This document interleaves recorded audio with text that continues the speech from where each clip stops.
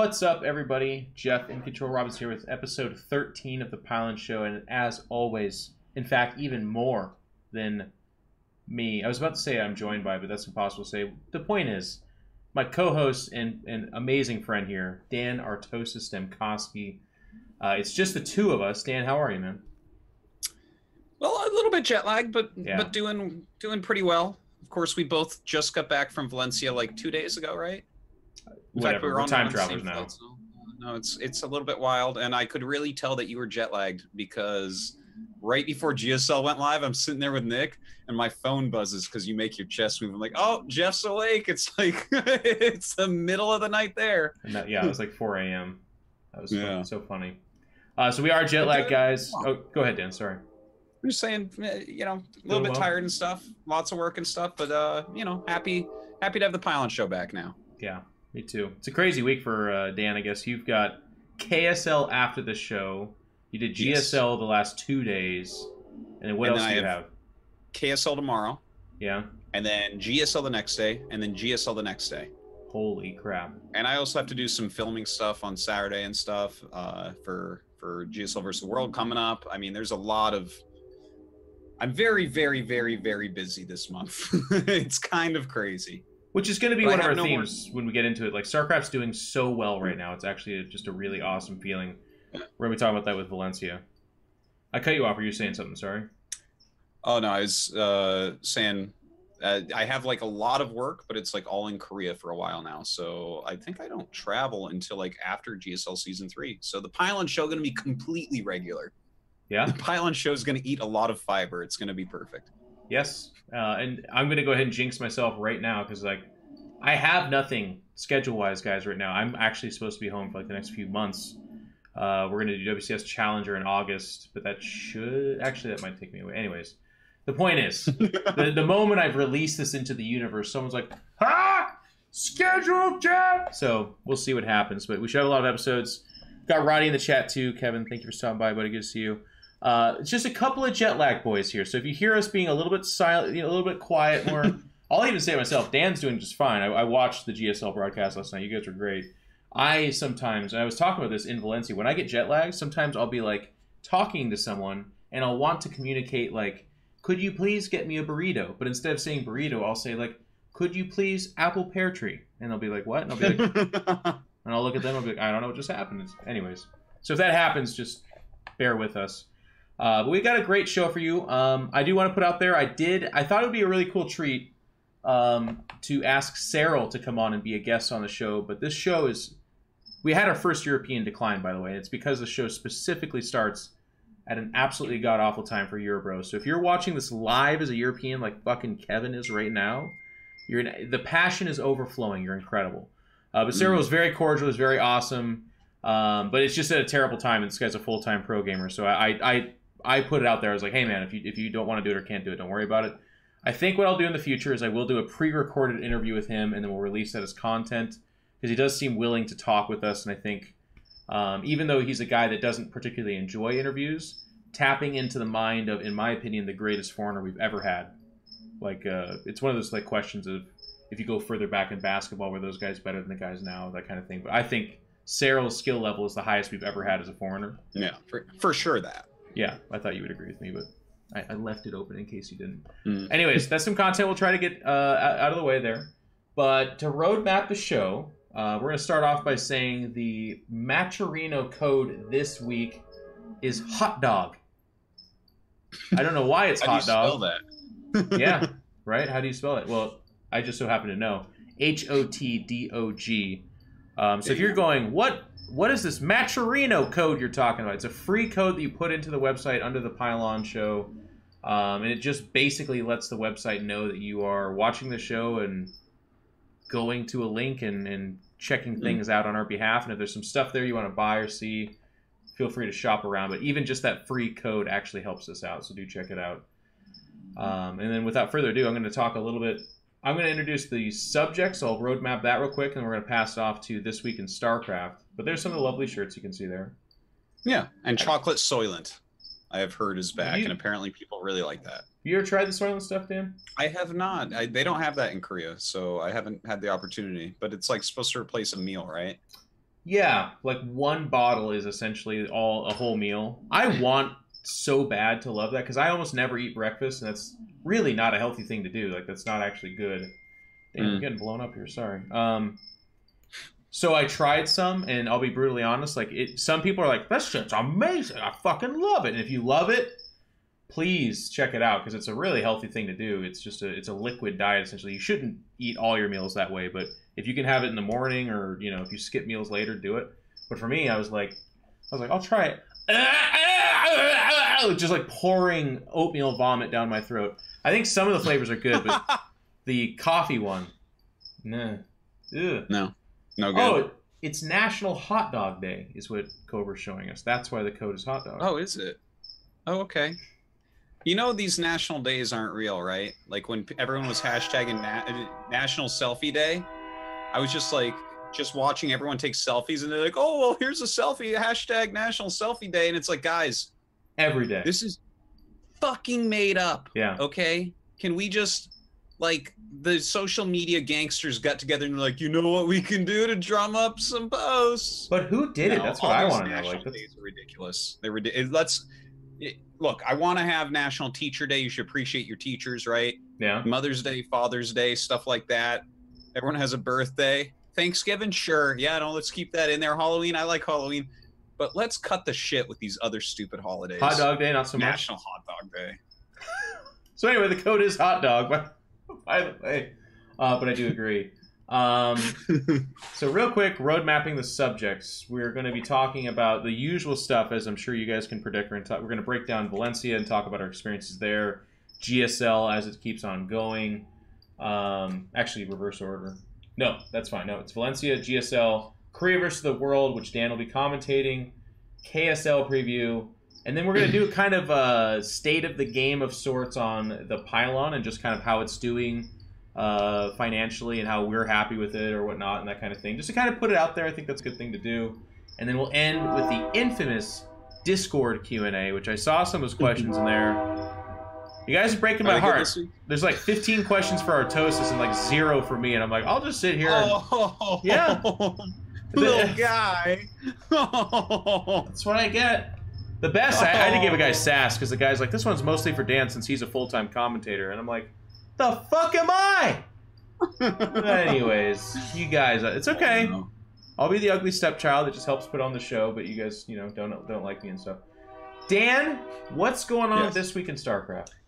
Okay, first things first. The Roddy in the chat, he made a vlog on SC2 barcodes on the ladder. You can check out his Twitter for a link, or Reddit. It's like up on the front page right now. Yeah, check that out. I don't know what his thought is.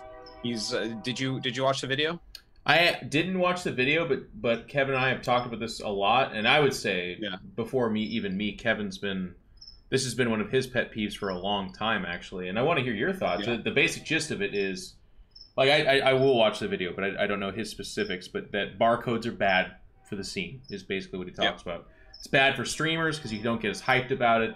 It's bad for training because, like, they know who you are, but you don't know who they are, so they can play to your meta, but you can't respond. So it kind of creates this artificial dichotomy in StarCraft where, if you know the guy's a big cannon rusher, or the guy's a big dropper, or a big cheeser, or whatever, you will play differently. But if you don't know that, then his strategy is more likely to work. And then you're just like, okay, have my ladder points.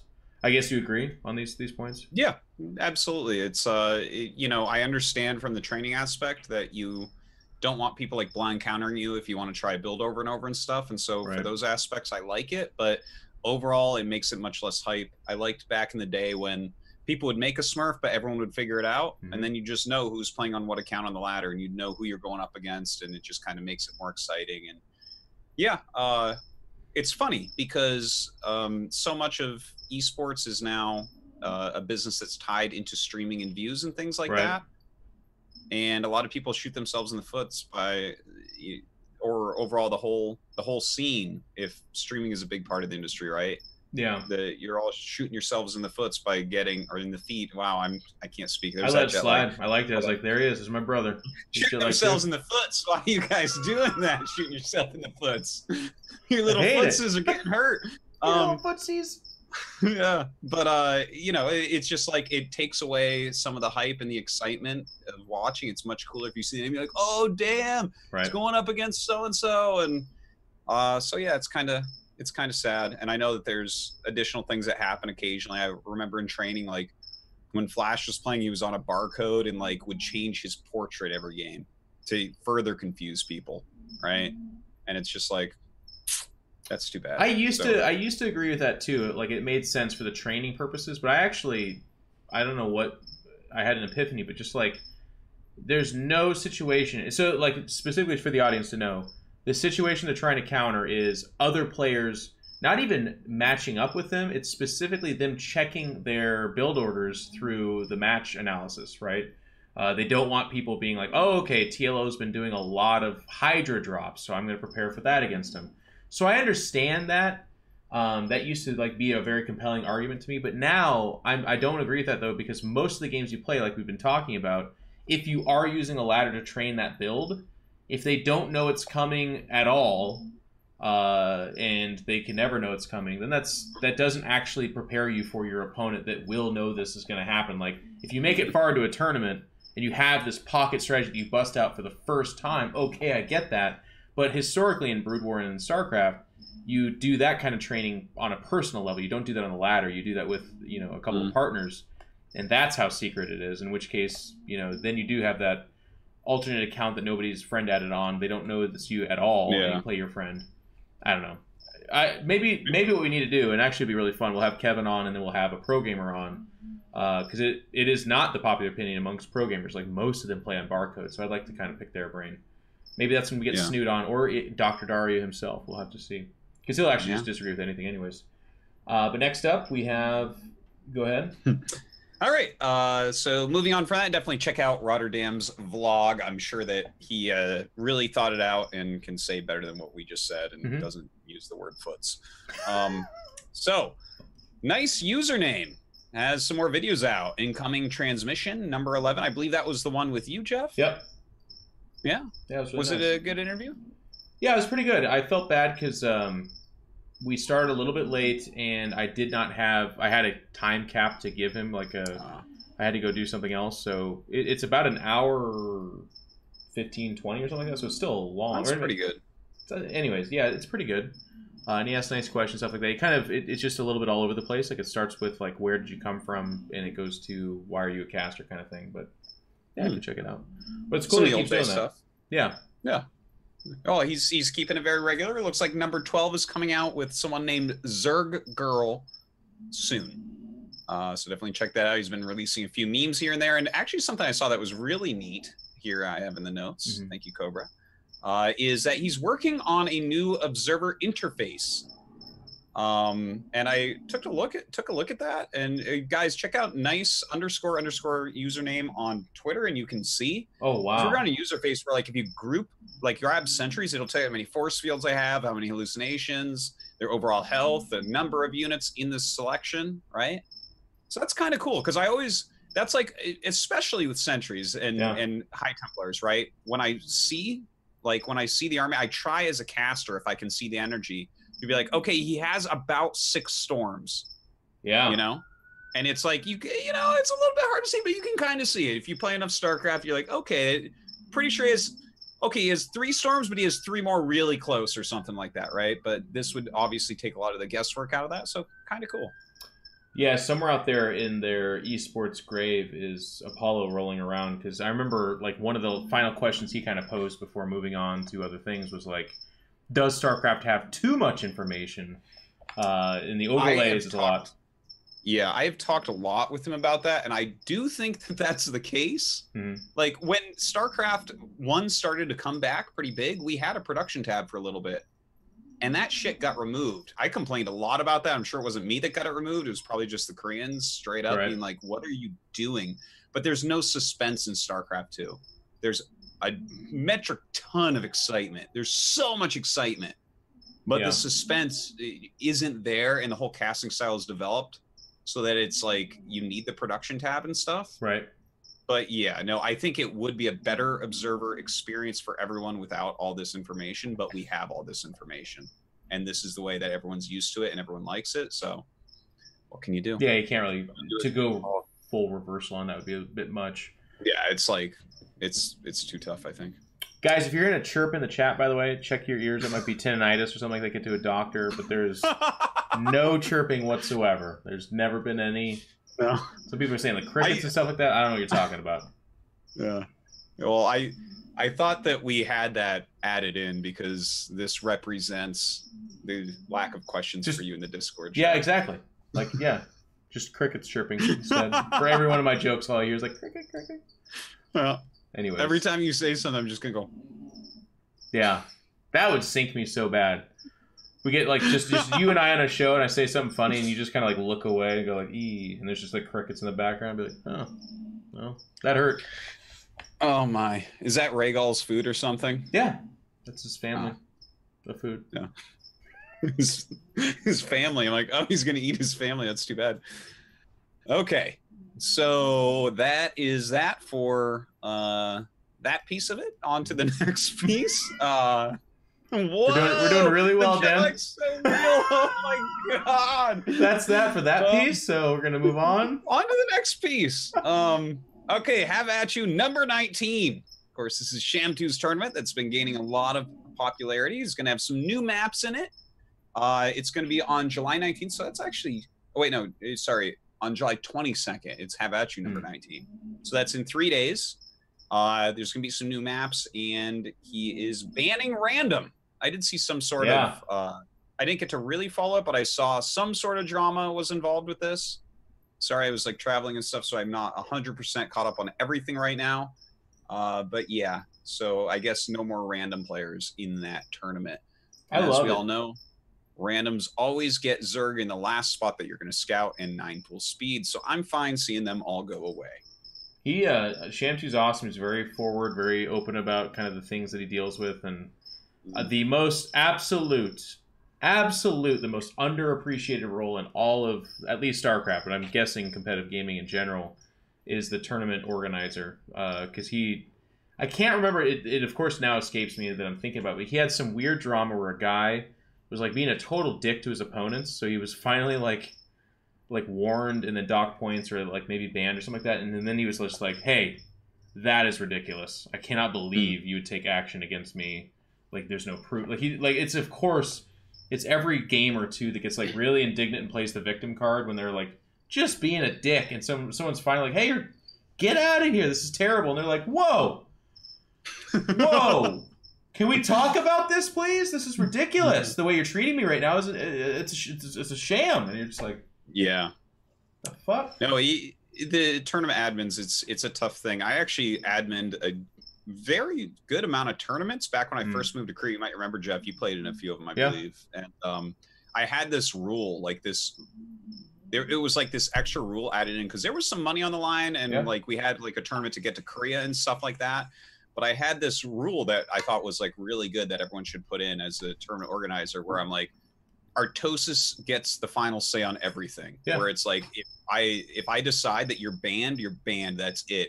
If I decide that you're cheating, that's it. Like, it's just that, you know, I have the power of God. So everyone should have that. I guess they all do, but if you write that right in the rules, it's like, hey, if you piss me off, that's your problem, not mine. Sham2 just put that in his rules. He just said it's at his discretion. So, which is the best way to do it. Anytime you ever list out the, like, here's what you cannot do, gamers gonna fucking game, man. And they're not even necessarily gonna do it on purpose. They're just gonna look at something and be like, well, I don't think that technically qualifies as hate speech. And they're like, you told me you wanted me to die because of my race. And they're like, well, sounds like racism to me, not hate speech. And they're like, it's the same thing. And they're like, well, we'll talk about it. No, we won't. Anyways. Okay, we're done with that thing. On to the next thing. It's like my new catch. We got to use that segue forever now, I think. No way. There you go. Okay, so STPL is back again on Mondays, Wednesdays, and Fridays. Of course, this is the Brood War Clan League. A bunch of the top teams are in it, including us, media. We're playing, so definitely check that out. Jeff and I not playing as much as some of the other guys right now. We're pretty busy, but in fact, I think neither of us have played in any clan wars yet. But I'm sure the day will come. I came pretty close though. I was signed up for a spot and then I had to Yeah, replace. that's true. You did bail at the very last second. Luckily, Machine stepped in. But yeah, definitely check out SCPL. A lot of very good gamers in that for Brood War. Nice little clan league going on by Kicks. And you can, the easiest place to check that, there is, I believe, a Discord. I think it's public that you can check. And also in the Brood War tournaments on Team Liquid. Team Liquid definitely still the center of Foreigner Brood War. So you can find Sham2's Have At You as well as the SDPL there. Okay. Done with that thing, on to the next thing. The Pizza Pie Supreme is back with a tournament every Sunday. The winner gets a pizza. I never knew it was a thing in the first place, but it is back. Open to all leagues. Thank God. Check in 30 minutes before it starts. Yeah. all-inspiration.challenge.com/PPBW30. All right. Well, I mean, get a pizza. It's like, do they order the pizza for you? Do we know? Do we know about this? Yeah, and you know what's going to happen, of course, is some guy from like Uzbekistan is going to win, and they're going to be like, "Go ahead, order it now to my village." And like, well. Yeah, it's like, we don't have pizza in this city. It's like, oh no, this is going to be very tough. Okay, so cool. I mean, a pizza tournament, it's a little bit different. Yeah. Now, here's the thing. This is a question we got to ask Todd about this. How do you record winning a pizza on esportsearnings.com? Yeah, what's the value of that, I guess? Well, I don't think it records that. How many pizzas has Todd won? I would say 0. I don't think Todd's won a single pizza. Probably not. Maybe we should have pizza earnings, pizzaesportsearnings.com, and just see how many pizzas everyone's won. All right, done with that thing, on to the next. New talk show. Who the hell is this? Is that, I guess that's the name of it. The first guest. Yeah, the first guest will be Falcon Paladin. That guy is a YouTube caster, so I know who the hell that is. But I don't know who the hell this is that's hosting the show. Someone named like Duddles? Duddles. Yeah, that's a good name. They're doing it with the Dank Shrine folks, I guess. Yeah, it seems like he's kind of been passed the torch or something. But yeah, I mean, a new talk show. He seems very excited to be doing it and wants to, you know, focus on some up and comers and help get names out there more and all that. And you know what? The more content, the better. And I think it's a good thing. So of course, definitely give it a try, guys. You never know. Maybe it's going to be amazing. Okay, Cyan at Cyan Esports on Twitter interviews Uthermal. You can check it out at Esports Heaven, also on YouTube. You know, we point out a lot of stuff Cyan makes some very good content, very regular with it overall as well. And Uthermal, of course, one of the best timestamps. Oh, timestamps! Wow. Well, you know, no one will watch a YouTube video without timestamps. You have to have timestamps. Oh my God. But yeah, definitely check that out. Uthermal, a very interesting character, one of my favorite non-Korean players. So, yeah. Therefore, worth your time. Okay, the next thing. I actually want to talk a little bit more about this one, Jeff. Yeah. Well played. Pro gamers and devs meet the Olympic Committee. This is at times-standard.com. So I actually went through this article a little bit. Did you know? Yeah, it seems like, you know, obviously we had in Pyeongchang, which was like, you know, it was like leading up to the Olympics. Mm-hmm. It was in Pyeongchang. Scarlett won. It was a really good tournament. It was super well produced. I thought that IEM did a fantastic job putting on this event. And I mean, if I was the Olympics, I would be impressed. Right. You know, so really, I thought that was really cool. And so I guess they're having this little, this meeting thing, this little summit of some sort that is meeting the Olympic Committee, right? So I was reading through. Now, Dan, if they're doing that kind of thing, surely they got some pretty amazing pro gamers to talk about such a momentous occasion. Did you read this article already? How did you know what I wanted to bring? I may have checked it out. Okay, here, let me find the exact quote, which just slays my soul. Hold on one second. I should have highlighted this ahead of time. No, you got all the time in the world, buddy. Hold on, guys. I'm a slow reader.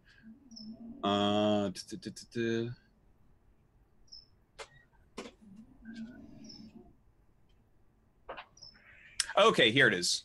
Representing the players are Overwatch League pros Jake Lyon and Kim Se-yeon, a.k.a. Guri. Yeah. Lion 21 is best known as his role as flex DPS on the Houston Outlaws. He is also likely one of the best players that could have been selected to publicly represent professional esports on a global scale.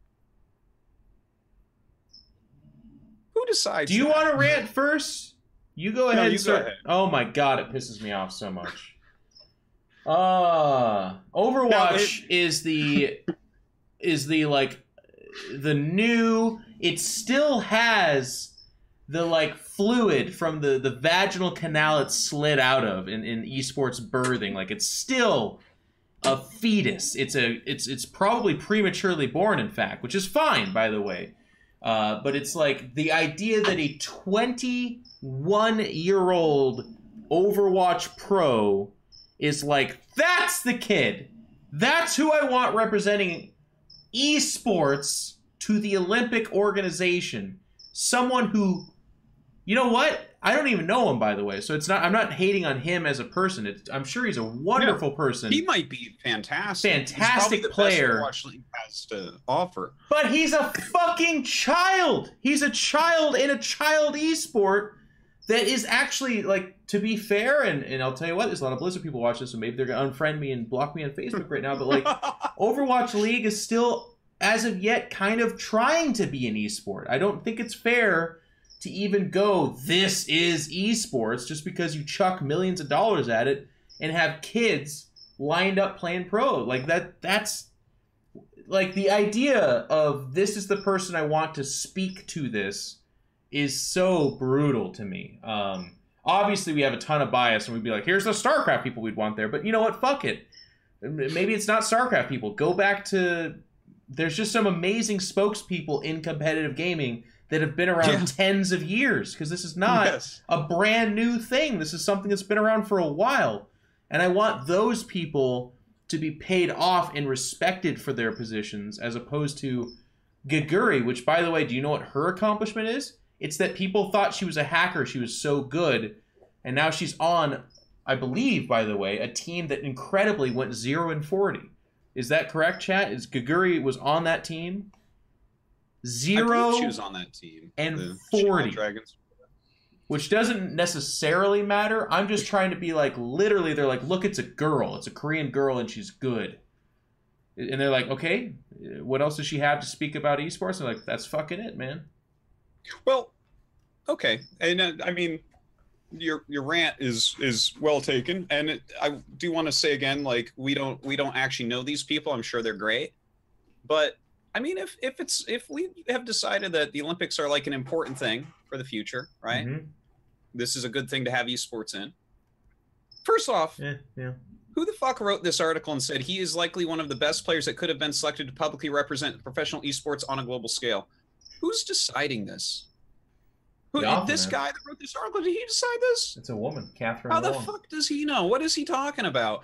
And like, I don't know. I look at this, and those are the 2 pro gamers that are sent, right? And it's like, oh, okay, but it's a lady. Now it's I'm Catherine going to Wong. skip StarCraft. I'm going to skip StarCraft and just name a couple people from other esports. What about, like, I don't know, one of these guys from like Virtus Pro in Counter-Strike that have been playing professionally for 20 years, that like have children and have done it professionally? Like Taz, isn't that guy like a stand-up guy?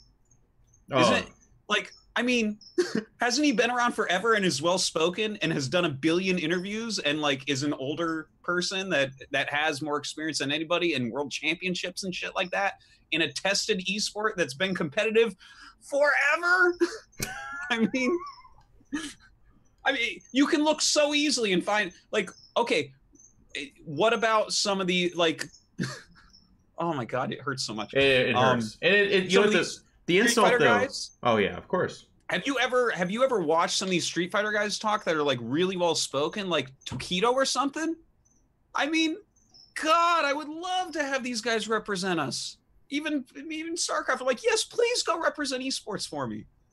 I don't know. I look at this and I'm like, oh, there's so many people running esports right now, and I don't know who they are, and they're making all these choices, and like these are supposed to represent us, Jeff. You and I have made our living for a very long time on esports, and the people that are just fucking taking over and money's being thrown at them, and they are running things and making decisions, and I'm like, huh, look at that. No, I love it too. There's only one poop turd in the chat. That I'm gonna bring it up though. But Fox3 says we're gatekeeping, which is like a cool buzzword to use.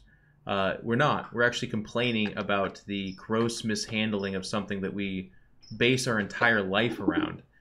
If you think we can't or aren't qualified to speak out, we're like every time we're like, this is amazing, this is momentous, and then someone's like, yeah, bring out the booth, babes. We're gonna get some video game boys horny and then sell mouse pads to them. If you don't think that doesn't rub us the wrong way every fucking time, I don't know what to tell you. And if you think I can't speak to that, I don't know what to tell you either. But also, if you're tuning into a talk show and you're going to be upset about opinions of people and call it gatekeeping, what is gatekeeping? Be a dumb. I don't even know. Gatekeeping is this idea of like you have cool things or access to something, and you stop other people from getting access to it. You're like, no, you're not good enough for this. You can't actually. You don't understand. It's the old boys club complaint. Oh, is that what it is? Essentially. Okay, to see what my complaint was, and the thing is, these two might be fantastic. They might do a great job, and I hope that they do. I hope so. I guess my complaint is that there are people that have been playing as long as these two have been alive, basically, right? And have huge lists of accomplishments and are good at speaking publicly. And I'm like, huh. I think the only game they could have picked that would have been more of an affront would have been Fortnite, which was like born after Overwatch. There's like no one. Yeah, there's no one's even a pro at that game yet. But even then, like if they were like, we got Ninja, I'd be like, he's actually a great advocate. He's not super esports.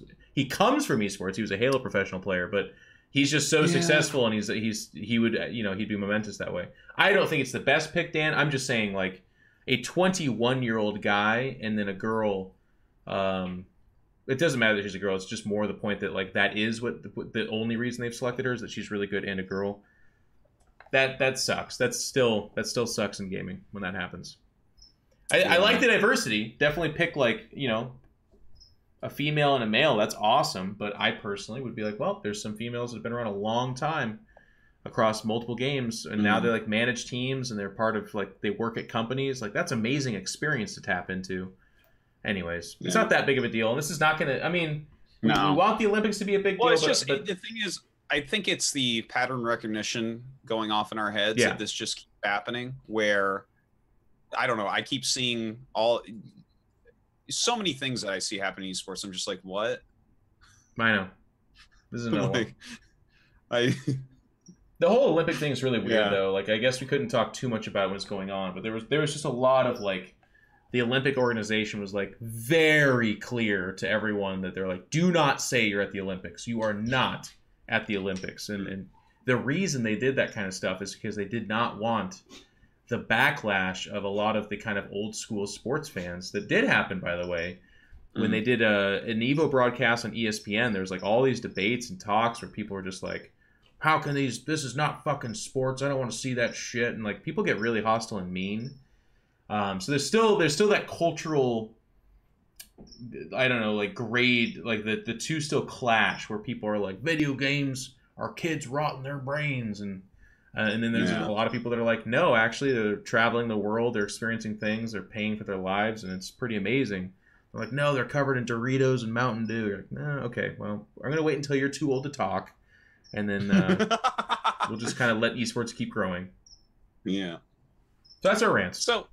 I mean, good luck to everyone at that committee or whatever. Yeah. Hope it goes well, and I hope that esports continues to move forward. I hope everyone's successful. But yeah, we've already said our piece, I guess. Okay, the next thing. Variety. Brian Crescente. Yeah, Starcraft 2, how Blizzard brought the king of esports back from the dead. Oh, okay, yeah, this article. So this is a huge, gigantic article on Variety.com. Yeah. I have not gotten to read it yet. I saw that it was released, and I believe that I was interviewed by this fellow at I Am Katowice. So I think there's, I think there are quotes in there, because someone like pulled one of my quotes out and said the stupidest things about it on Reddit. Oh my god. Yeah, you guys are talking about how there's like one person in the audience, I guess, and it's That's what they were talking about. Yeah, yeah. And the guy's like, Artos is always saying StarCraft's the biggest esport, and I'm just sitting there. I'm like, I've never said that. Anyways, apparently it's a very good article. I'm definitely going to read it. Have not read it yet, but check it out. Hopefully, it does some justice to StarCraft. It's nice to see some people saying, "Oh, I said StarCraft was a dead game. I have to take it back. It's not true." Yeah. That's kind of a nice thing because so many people have said stupid shit like that, and it isn't true, and it hasn't been true. It just remains amazing. Like, this article is cool, but like just the concept, and we're going to talk about this in, like, I think the Valencia segment, but StarCraft is having a viewership resurgence. And again, it's not like, can we get to #1, guy? No, nothing like that. But in a day and age where a lot of games, you know, because the more viable games that come out and occupy viewership, the more everything declines. CSGO viewership declining, League of Legends declining, Dota declining. But that it used to be that there's like, that means they're dying. It's gonna be gone. Nope, it doesn't mean that. It just means that the amount of space is being shared by more and more professional and amazing games. But in that day and age, StarCraft, which has been around longer than all of those, is like gaining a little bit of viewership, and it's becoming more and more exciting and fun to watch. That games don't usually go that route. They go way up, plateau, and then fall off and die. But StarCraft has not done that. That's amazing. Yeah, and, it seems to be doing better and better right now. But like you said, we'll talk about that more in Valencia. Yeah. So the next thing would be the OSC League recap. So OSC, I'm sure you guys see this pop up from time to time. These sponsored players, they sponsor leagues and stuff. The first half of the year, they wrapped up with almost 1,000 players playing for 61K. And there was over 300 tournaments. So I've never heard of this. That's legit, man. That's a lot of tournaments. So congrats to them, and I'm sure that they will continue onwards. They've done a lot of good, especially in that like kind of Southeast Asian, Australian region. All of this though, like most tournaments played, Ninja, BioIce, Barbarossa, Vivid, Farm Cakes. I'm like, that's awesome. Yeah. And they gave away $61,000. Yeah. Holy! It's a lot of tournaments, man. A lot of stuff going on with them. These little leagues, little tournaments are really important. Keep people active and playing and having a good time. You can't just have the top tier tournament. We've talked about that a lot in the past. Look at this, Dan, by the way. Top 50 race breakdown. You ready for this? Yeah. 9 Protoss, 13 Terran, 28 Zerg. That's how you can tell that it's in that Australian region. It's not just that though. foreigners play. Top 50 country breakdown: 12 Korea, United States 7, Poland 5, Australia 4. And everybody else won. India won, by the way. There's that guy. What's his name? Demi. Look at him go. Indian pro gamer. He was on Korea for a little bit, actually, even. Not bad. Met him. Yeah. Okay. StarCraft 2 patch 4.4.1. It is co-op missions. Looks like the Severing Glaive upgrade for Kerrigan's Mutalisk has been reworked, and it will just kind of fix it a little bit. There's some bug fixes as well for those co-op missions. And it looks like they're just doing a little bit of cleaning of stuff and fixing some skins and some old functionality that was on Pylons from when Pylon cannons were a thing. Yeah, just looks like a quality of life patch type of thing. Nothing too big. If you're in co-op, a little bit for you. But it doesn't look like anything really for the competitive aspect. And then the last thing for this week in StarCraft, there is a preview of the new patch for StarCraft Remastered 1.22.0. I'll go over it real quick. It's actually really exciting. Remastered, everyone's kind of been waiting on this patch for a long time. It's not out yet, but at least they're telling us exactly what's going to be in it. So they're kind of refixing your profile so it can show the different seasons you've played. It's going to show some really cool things like the win percentage per race per map. It's going to show you like your wins on each map and stuff, so you can kind of look at that and decide where you need more practice or where you need to figure out better strategies, stuff like that. They're fixing the collections up a little bit and making it, because some of it's really weird right now. Like if you want some of your overlays or your special nexus or whatever it is, you have to go in through options before you're in the game, or while you're in the game. But now you'll be able to do it in the menus tab, right, when you're sitting on Battle.net. So that's kind of nice. Also, they are fixing up the ladder, so it's going to be S rank, A rank, B rank, C rank, D rank, E rank, and F rank. And it looks like if you're S rank, which is going to be the top 1% of players, then you're going to get like a glowing, moving, sick, like icon next to your name. Yeah, so I guess you can really show that off. And they are also going to be showing a lot better point win-loss things, and your distance from rank. So kind of like StarCraft 2 in that regard. Yeah. It looks like they're going to show your opponent as well at the same time, which is really cool, because they don't show that in StarCraft 2 well. You know, I mean, you can obviously go check people's MMRs and stuff. But yeah, so they're kind of fixing that up. And hopefully that'll actually pop up after your ladder games, because right now it's a coin flip, man, whether or not it's going to show you your points in the next hour or so. But yeah, it looks like they'll start when the ladder starts. There will be like certain MMR tiers for the ranks until people have played some games, and then at week 3, it's going to go into the actual categories that it should be in. So like S rank will be top 1%, A top 7, F rank will be the bottom 8%, and 21% everything else in between there. There's also going to be MMR decay up to 10% per week, I believe it is. Strength players 5 games a week. Yes. So you have to play at least 5 games a week, or you get 2% MMR decay per game not played. So that would be ladder games, which is nice because the top of the Korean ladder, everyone got there real fast. Like mine has been sitting on 3,500 MMR for like 6 months or 7 months. Holy like he just shit. got up there and then he doesn't play that account anymore. And it's just like, oh, it's not fun to look at the ladder. Because every time you look, you're like, oh, wow, mine is 150 points above everybody and no one else is playing anymore. Okay.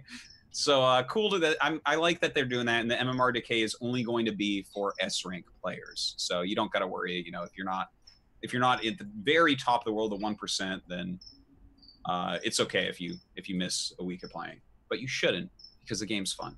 Right. So yeah, they did not announce when this will occur, but that's a really good patch. It's an exciting patch. That gets me excited. That's enough for me to kind of want to. And yeah, I think they keep working on the latency and stuff. Games. Yeah. I want to get that S rank, man. That's my goal. Oh, damn. Okay, so that's this week in StarCraft. Thank you, Dan. You're welcome. Let's move from that thing on to the next thing. Here we go. No, so first topic here is going to be discussing WCS Valencia. It just occurred. If you missed it, I'm going to spoil the result. Cyril won again. I know. Wow. I know. Jeff, why do you do that?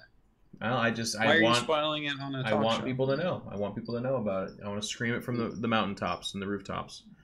But it was an amazing event. Spain is really, really nice, but you can see here the beautiful stage. I thought DreamHack is like...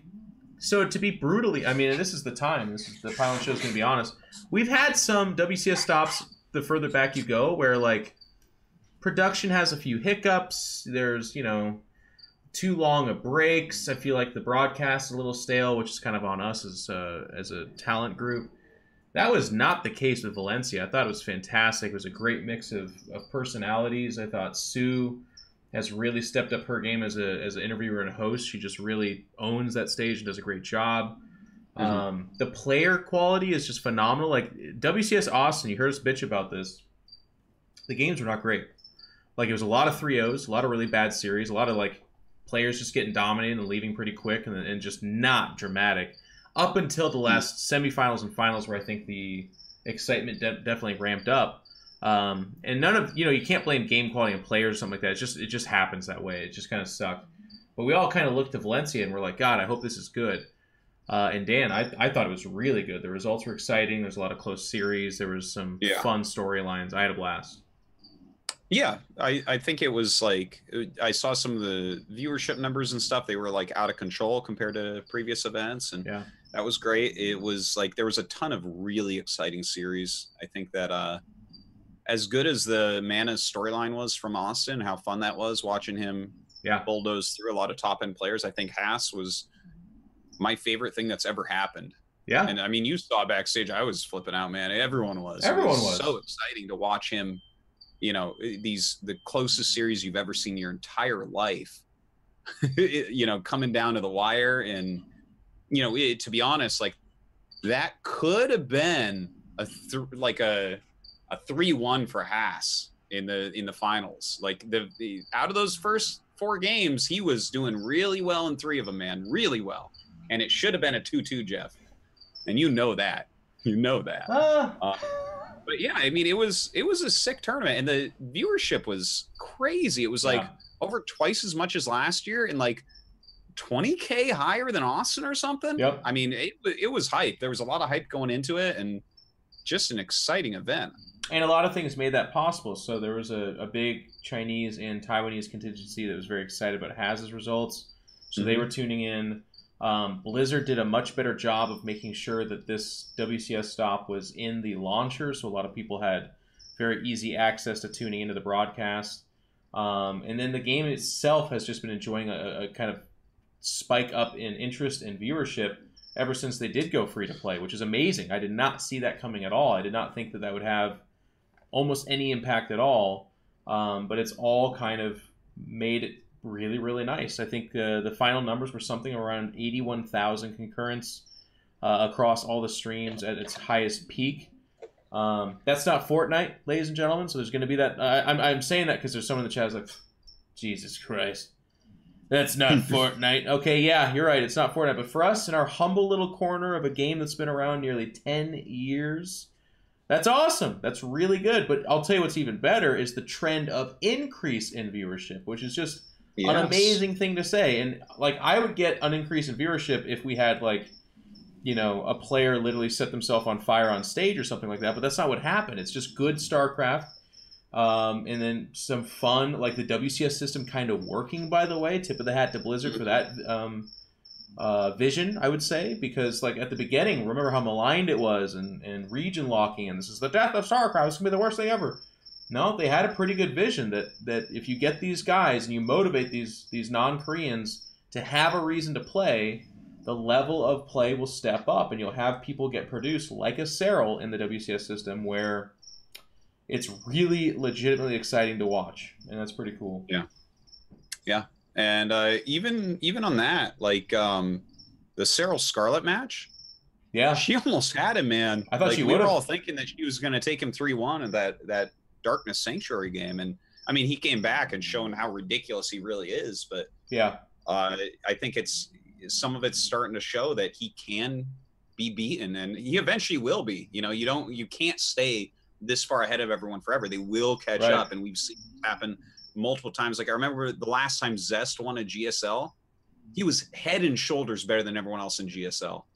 And then the next season he didn't win. You know, people caught up, but it was like, you know, it was this occurs, and it's especially exciting with this ridiculous storyline that Serral's built up going towards GSL versus World, which is its own topic, and we'll be to in a couple minutes here. Yeah, I was looking at this, and it will definitely get to that because that's what's going to be so fun to be hyped up. But absolutely amazing. A lot of people are asking about VODs and replays. I don't think we have answers about replays. You can always just pester the DreamHack people to put on the event and just be like, you know, if that's something you want and need, you can ask for it. I vaguely remember that maybe the pro gamers request the replays aren't released, something like that. I can't remember.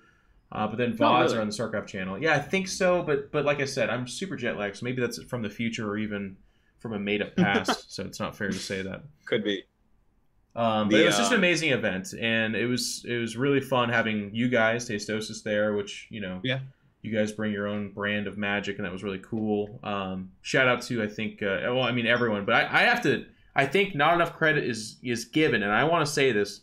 I think Nathanius is a fucking phenomenal desk host. I think he does a really good job. And that was not always the case, by the way. I think when he first stepped into it, he did a good job, you know, relative, but same with Caleris in the past. He's done some hosting where I'm like, this is not a good host, but then they grew into this role, and they're amazing, Claris and Nathanius. But Nathanius does a great job of handling the jokes. He does a great job of wrangling it and keeping the show on point, but having it portray the different personalities as well. I think he's doing a fantastic job. We got a good show because, like I said too, I thought Smix, and it's going to sound kind of mean, but I mean it in a really good way. I think the further back you go, and it's probably true for everyone, but I'm just being critical, I guess, of my peers. Smix further back, a little bit less confident in the interviews. It's really hard to be a hype host stage person as well when that's not natural for you. Smix saying like, Cyril and Showtime, like that's something you have to build up to. It's kind of hard, and I think she's gotten to that place now where she comes out, she brings the hype, she's willing to make jokes, she handles these fucking awkward pro gamers really well. By the way, guys, you will never know. Someone's gonna write a book someday. It can't be me because I failed at this. I was the worst at trying to bring out the hype in these pro gamers. It is so hard to ask this question. We're like, man, what an amazing match! You must feel great, and you hand the mic over to them, and they go, I guess. And you're like, ah! Because then you can't, as the host, what do? You can't make fun of them. You don't ask another hype question. So it becomes an art in and of itself. And I think Smix has done an amazing job adjusting to that. Yeah, she's definitely gotten a lot better at that. And I think the whole crew did very well. But I do want to point out, actually, I saw all the pros when they were giving interviews really trying to give better answers as well. Yes. That's something I definitely noticed, like especially out of Cyril. In the past, he's had some interviews where it's like, oh, just a little bit more. And he gave quite a bit more, I think, on the interviews, right? And we saw that across the board. Like Neeb was saying right off the bat, he was in good shape. He's saying, yeah, no, my PVZ feels good. I think, I could even maybe take down Cyril. You know, and that was kind of a hype moment in and of itself. He lost a Showtime in a close series, so we didn't get to see that. But I feel like across the board, everyone in Starcraft is just putting in so much effort, whether it's practicing, giving better interviews, showing some more of themselves, right? It's not just, they're not like faking and stuff. They're just like getting a bit more comfortable and showing more of themselves. And I don't know, just the whole thing. It feels like everyone's given so much effort from so many sides. And it's paying off with just like a ridiculous tournament. And I mean, I was super hyped for Valencia. I can't wait for Montreal and to see this trend hopefully continue. Yep. And then, not to get too ahead of ourselves, but I always get really excited about BlizzCon in particular. I know that's like the stupid lame. Everyone has that feeling, but for me, there's so much momentum in that direction. The Korean scene's doing really good. We'll talk about that with the GSL segment, but just like everything, StarCraft is actually really exciting right now. Which, and by the way, I say this, and that was not always the case, ladies and gentlemen. Like it's not that I didn't enjoy last year, but I was not as excited about events last year. It was very much so like Neeb dominated, but he dominated a scene that like Special showed glimmers of really good play, but then he also fell really flat at the end of tournaments. But he wasn't alone. There was a lot of that. Like Kellezer would have this amazing comeback against one player, and then the next series just get fucking floored. So there's kind of a lot of that where like you found the gems, but then it was like this. This year in StarCraft, there's meta shifts, there's stylistic different plays, there's regional players that are showing up out of different places that are really cool. It's been very good. So that's WCS Valencia. But like I said, if you missed that for some reason or somehow, you can look at the previous broadcast on the StarCraft Twitch channel. Yeah, or just go to sc2links.com. They are so good about updating VODs like right away. All right, sc2links.com. But also, I would tell you, don't miss the next fucking WCS, okay? Make the time, watch it, get on this hype train. If you're in this channel and you're watching us talk about StarCraft, there's a very good chance you really like this. So this is where I, again, give my same sellout speech where I'm like, you don't have to pay money. You don't have to spend money. If you can, that's great. But liking the tweets, following the channels, sharing it, telling people to get on, leaving the browser open when you go to sleep if that's something you want to do. And a lot of people are going to be like, no, Jeff, I'm not going to do any of that. That's fine. I'm not telling you have to, but now is the time. Like, if you love this content, you love StarCraft, make sure and show it, because it's not always going to be around. But if you can help make it more attractive for Blizzard to keep pumping power into it and for people to keep putting it on, then maybe it will stick around a little bit longer. So just keep that in mind. All right. On to GSL Code S.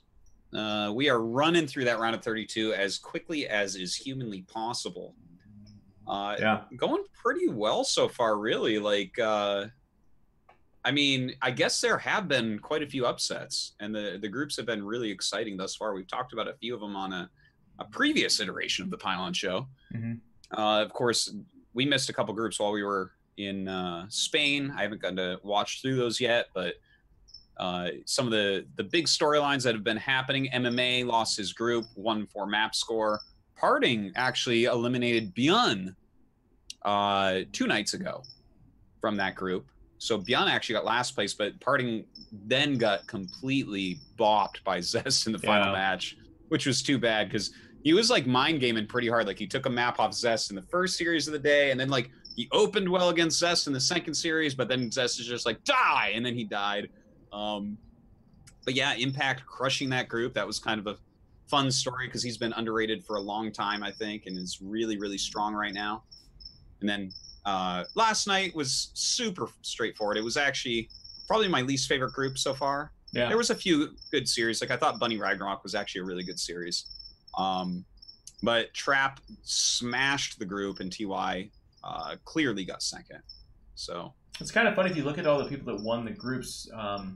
It's only Gumio that dropped 2 maps. That's like kind of close, I guess. Oh yeah. There's only 1 map dropped by Maru of all people to lean off, and that was against Godnock. So yeah, fantastic series. Otherwise, the people that won their groups kind of won them pretty hard, and it's the usual suspects, right? Like except for Impact, I would say. SOS, Maru, Innovation, Gumio. But I get excited with the Foreigner stuff, obviously. So this coming weekend, it's Neeb in that group, and that is. Yeah, I'm really excited about this because Neeb was looking really nice at Valencia as well. Yeah. It wasn't like championship last year Neeb compared to everyone, but him and Showtime have the best series. Now there's no Protoss in this group, but Neeb was well, he doesn't like Protoss. Really Protoss versus Protoss. Huh? Yeah, that's what he says, right? And he was helping Raynor practice a ton for Raynor's group against Classic, and we know that Raynor is like insane at ZVP. So I'm looking at that group, man. That is quite a group that Neeb can get out of. He also, I feel like he does better against Koreans right now. I think like he's over there training. He kind of understands that meta a little bit better. He's like most of his tournament wins this year have been in Chinese and Korean events for the most part. Yeah, he spends a good amount of time over here, so should be pretty comfortable overall. And this is far enough out, right? It's in 2 days that he plays. Yeah. So I think his jet lag should be all settled and stuff. You know, mine's almost gone, so I'm sure he probably came back similar time to me. I think Special gets absolutely destroyed in his group. I think that's unfortunate. Yeah. Like I love Special. That group is too stupid though. Rogue. Like that is 3 of BlizzCon top 4. Yeah. Sue Rogue Special, right? And Keen is like Keen's amazing. Keen is he's so good and no one listens that he's so good. Like every season, something ridiculous has happened to him where he didn't go to the round of 16. But like he should have. I think he's a round of 16 player for sure, in my opinion. Yeah. Like that group though is ludicrous because Rogue will never knock it out of a round of 32 group. Okay, people say Maru's the best in the world. It actually might be Rogue. But like those are, he's one of the 2 best players in the world. He's the best Zerg in the world. He should be favored for everything basically with Maru. So he will be getting out of there. And then like the other 3 fighting for that spot. That's crazy. But Keen could come out of there. That's a hard group, man. Yeah. He's got a TBZ first against Rogue, so he'll be in that loser match too, which is so funny. And like, if Special has the series of his life, then it'll be Keen versus Sue at the fucking loser match. Well, anyways, it's just GSL is just so stacked. By the way, it's like every group I look at, it is really only Group F that is. I guess you could look at that and be like, I'm not that excited. But even then, it's kind of fun because I still think of Trap as a Brood War player. Of course, it's not been the case for a long time, but that's kind of where I know him from. Bunny, after having spent time with him at Home Story Cup, he is so funny, such a nice guy, really cool. And he's just like a very good player too. He just came back from the military for a while, so it's gonna be like some more time before results come in, I think.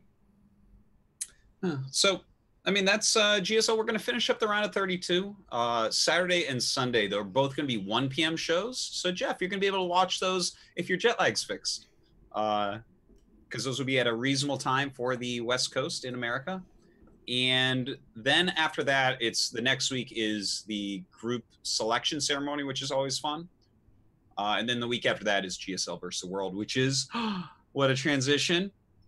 Oh, yeah, that is what we're talking about next. I'm like, oh, did I mess this up? No, it is GSL versus the World, boys. Okay. Let me see if I can find the actual. Well, interesting, by the way. I didn't look too deep into this. I did not do an Artosis like deep scrub, so I don't have. I'm just gonna throw this out there, which is kind of the irresponsible thing that I do all the time. But Kalizer had like several thousand more votes than the person in second place. And oh, people, really? And people were like, "That guy's getting botted by Brazilian bots." And yet, I don't know about that. That doesn't. I don't think that that's true. You think that in the non-Korean scene, he's several thousand votes more popular than anybody else? Something that happens sometimes, and I've heard this before, right? Where, like, I've heard it's happened in France, and I think Brazil is kind of like this too, where there's some national pride where, like, some famous YouTuber or something will be like, hey, go vote for this guy here, right? And then suddenly they crush polls in that way. Okay. So I think it would probably be something like that. There's a good esports scene in Brazil. There's a lot of people in Brazil, right?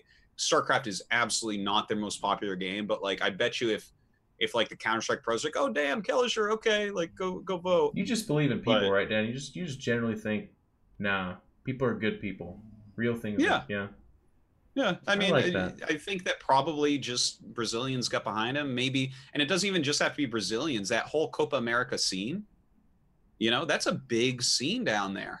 All of South America and like Central America and stuff that play all these tournaments. And chat's saying that it was Fallen. Okay, that makes more sense. He's a big CS:GO guy. There you go. Yeah. So look at that. The Tosis believing in the people, and that's exactly what happened. So I'm not surprised to hear that.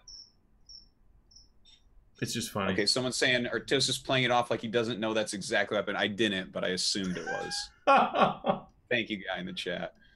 Because that's our kind of show, right? We're gonna like really doll up some information, something like that. Like, think I'm really smart. Like, think I'm really smart. It's like, guys, I don't try that hard. I say plenty of stupid. I love it when people. They kind of. Here's the thing about me. I've been around forever, and I've seen everything before. So I recognize patterns. That's why I got angry in the committee thing, and that's why I said this is probably what happened here. Look at the fucking framing on Dan's webcam and tell me that this guy is fucking pretending to not know something so he can look smart. Like he's got like his neck coming out of the bottom of the webcam, and it's showing this fucking messy ass closet of a space that he's got. Yeah. And someone's like, you know what? He's pretending. I think he's pretending to not know that to look cool in front of us nerds. Here we are. It's true. This is messy in here, man. I gotta clean this up. This is getting bad. Yeah. Well, you don't have crickets in your room, I guess. You're ahead of me. No, that's true. The only animal in my house is my dog. So fair enough. Also, it's hard to get crickets in your house when you live on the 13th floor. Of the building. That'd be weird. They can't hop that high. I'm hyped for this event, though. By the way, guys, I think this is gonna be absolutely amazing because there had been like rumors, I guess you could say, of like, oh, Cyril's going to go to Korea. And everyone, of course, was hoping that he would compete in the GSL, but now we know that not to be true. But this is the next best thing. You are going to see Cyril stacked up against the other top-tier Koreans. Like, the Korean team is fucking ridiculous, obviously. Yeah. And there's a lot of hype behind this. Like, people are still talking about Cyril versus Maru, at IEM Katowice or whatever it was, which is like 5-6 months ago. Yeah, it's kind of crazy. Like, the Korean team has the 3 best Zergs, 2 of the 3 best Terrans, and 3 of the best 4 Protoss. That's crazy. So it's like Rogue Dark Sue, Maru Innovation, Classic Stats, Zest. Yeah, that is the most insane lineup you could really hope for. Like, who are we missing here? TY and SOS would be the only people who could be interchangeable with these people. Yeah. So, like, this is the best that Korea can field, basically. And then you look at the World All-Stars, and, I mean, obviously, these is Cyril's special Neeb Showtime, I mean, well, yeah, they should be there. And then the votes, you know, Scarlett, I think absolutely. She's had kind of a dry little spat recently, but Pyeongchang champion, round of 8 GSL, almost killed Cyril. Well deserved, I would say. Yeah. Kelliger has Cyan. I mean, it's kind of cool to get these other regions of the world, and these are all very good players.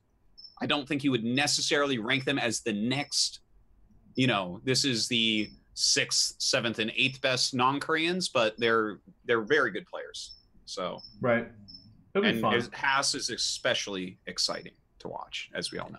And it's important to note too that on that the world portion of this competition, it gets a little bit gamed there, right? Like these are not the best 8 non-Koreans. These are the best from different regions that you can get. So it's a pretty good representation, but it's you know, it's different. You can't look at it in terms of like these are the best of the best. They're not. Some of them are, which is awesome, and you can get behind that. But for the most part, it's also a nice promo for look how global StarCraft is, which I think is a cool thing to celebrate in general. Yeah, yeah. But you know, I think it's super legit too. It's like it's looking at this again, right? I would say for World All-Stars, we have 5 of the top 8 non-Koreans, I'm going to call it. And then for Korea, we have 8 of the top 8. So that's like, yeah, all right. I'm ready for this. This is going to be a sick tournament. I look at it like a UFC fight card. Like I'm just excited to see Cyril take on these guys. I'm looking for Neeb redemption, yeah. Scarlett. The StarCraft scene right now, it's hard because if you're not winning these tournaments, these few tournaments, the big ones, then people start talking about like you've fallen off and you dried up, like Neeb and Scarlett, for instance. But both those people have won like almost $100,000 in prize earnings this year because they are winning tournaments, but it's not the WCS stops or the 2 IEMs that have existed this year. So all of a sudden it becomes like, what's going on with these guys? It's like, well, Cyril lost a classic or something, or whoever he lost to, which is just like anybody can lose that. Anyways, the whole thing is it's gonna be fun to watch them play. But that's coming up. That's August 2nd is the start date, right, Dan? Yes, August 2nd, and it'll just be 4 days in a row. I don't have the exact start times yet. But yeah, we'll definitely be pumping out about that as it gets closer. And in classic Blizzard fashion, they haven't announced the commentators, but you can go ahead and assume it's Tastosis, and then I won't name the other 2. Will be there.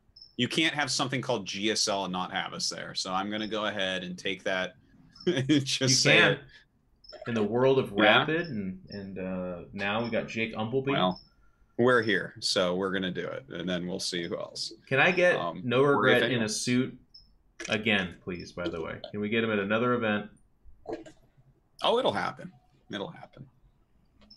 That's good, because I look really bad in a suit. But No Regret takes it to a new level. Nerds in suits. No Regret in control. You know. So. Now to KSL. KSL. Okay, KSL starts tonight. In fact, it starts in I believe it starts 8 hours from now. Jesus. From this moment. So 7 p.m. KST on Thursdays and Fridays for the next few months is the KSL. I believe we're doing 2 best-of-5s each night, so that is a long night of StarCraft. Of course, this is the StarCraft 1 tournament. How many best-of-5s are you doing? How many? 2 best-of-5s each night. So we have group stages, and it's that could still be a 10-hour broadcast. It can be not 10 hours, but it can be long. I have a bad feeling I'm gonna have to take a taxi home every night, and that's not good. I don't think I'm gonna be able to make the train home. I'll try to watch, but especially considering the studio is so far from my house. No, you're fucked. Yeah, absolutely. Yeah, but anyways, tonight. We're going to have Last against Mini and Movie against Rain to open up. It's really exciting. Yeah, I mean, it's KSL. We talked about it a little bit before, how Flash didn't get to play the qualifiers, but he was doing another event, so that was important for him to do. Half of the tournament is Protoss players. 5 Terrans, 3 Zergs, 8 Protoss. And basically all the best players in the world. We're missing just a couple. It would be nice to have Larva in here, obviously. Flash would be a great addition. But overall, it's 5 of the best 6 or 7 Terrans in the world, and then 3 of the best 4 or 5 Zergs in the world. that are active right now, because Hero did just go to the military, so kind of lost the best Zerg, unfortunately. But and then like basically the 8 best Protoss. So the tournament is really truly stacked. Myself and Tasis will be casting and tonight and tomorrow night for it. Very cool. Make sure to check that out, guys. We'll talk about the results, of course, on future episodes. I want to throw in a topic, actually. Let me see what we have as our next one. I'm going to throw in a topic. Is that it, Mr. Matt? Yeah, we're going to do the Pylon Show update. So I'm going to do this before the Pylon Show update. Okay. Did you see that one Avilo received a ban on Twitch? Yeah. You guys had mentioned it when we were casting Valencia, that he got a ban and I guess was tweeting a lot or something. I'm not caught up on any of the drama. I didn't actually read any of it, but which makes me sad because on the Pylon Show we have a very high standard of when Dan catches a whiff of drama, he goes full fucking Dick Tracy on that shit. I do. I'm sorry, between Valencia and just working and jet lag since totally I got back. Fine. Excuse me. Couldn't do it this time. Next time, I will catch the next drama very well. I promise. My guess would be that there's going to be future opportunities for you to do really well. Yeah. Well, it's a hunch. I don't know it. I might be pretending. Anyways. So for those of you that don't know, during the course of Valencia, not related to it, of course, just that timeline, he was notified that he will be receiving a 30-day Twitch ban. Which is a escalation of a previous ban you received. So you don't like, unless you like murder a dog on stream, you don't receive like your stream's gone type of thing. There's like it's like a penal system. There's like first time offenders, second time offenders, and then third time I think you're gone. It's like a 3-strike system or whatever.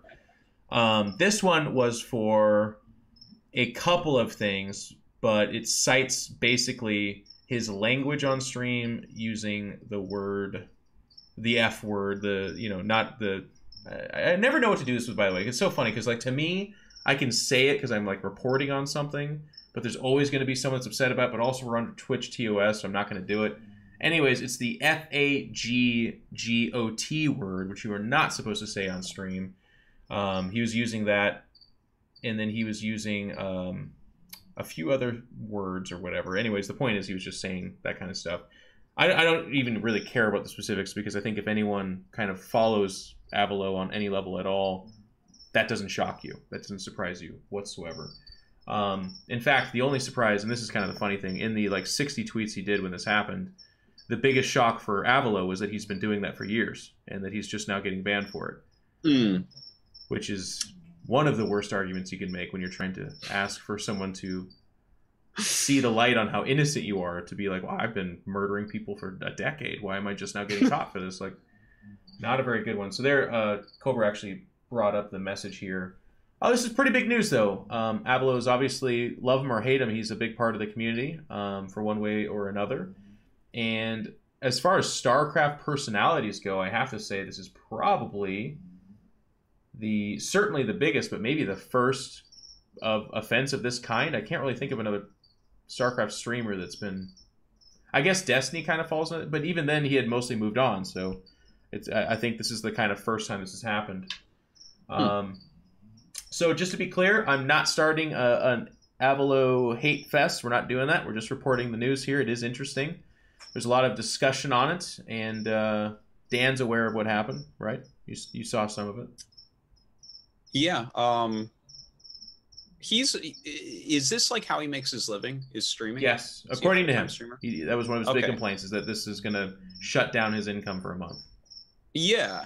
So I guess that would be pretty brutal because I know, like, I mean, I stream like 12 to 15 hours a week when I'm not traveling.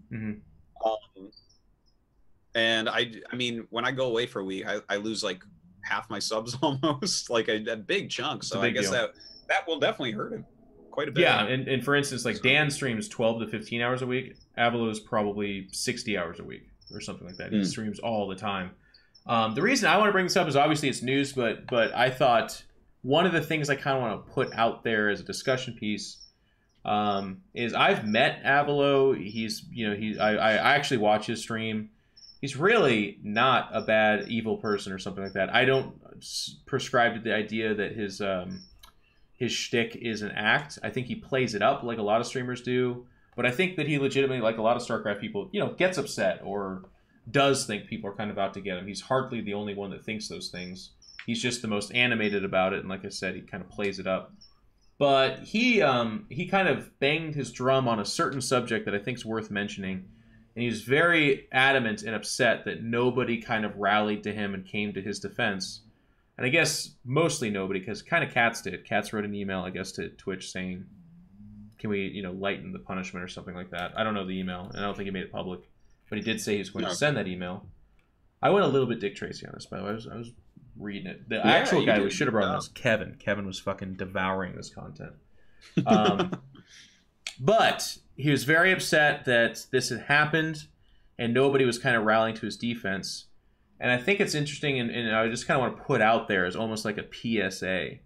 But there are so many sayings about you kind of reap what you sow, right? And a dear and personal friend of ours, Mr. Idra, for Dan and I, he also kind of had this happen to him, where Greg was an extremely beloved character in the Starcraft scene. We knew him as a person, as an obviously super amazing guy, but online, the way he handled his frustration and the way he kind of carried himself was vulgar and was not respectful, and he said a lot of bad things. He apologized for a lot of them, and he's obviously grown since then, so I feel bad because I kind of use Greg as a learning tool a lot, and he's like so beyond that. I think he knows that, though, and I hope he doesn't hate me for it.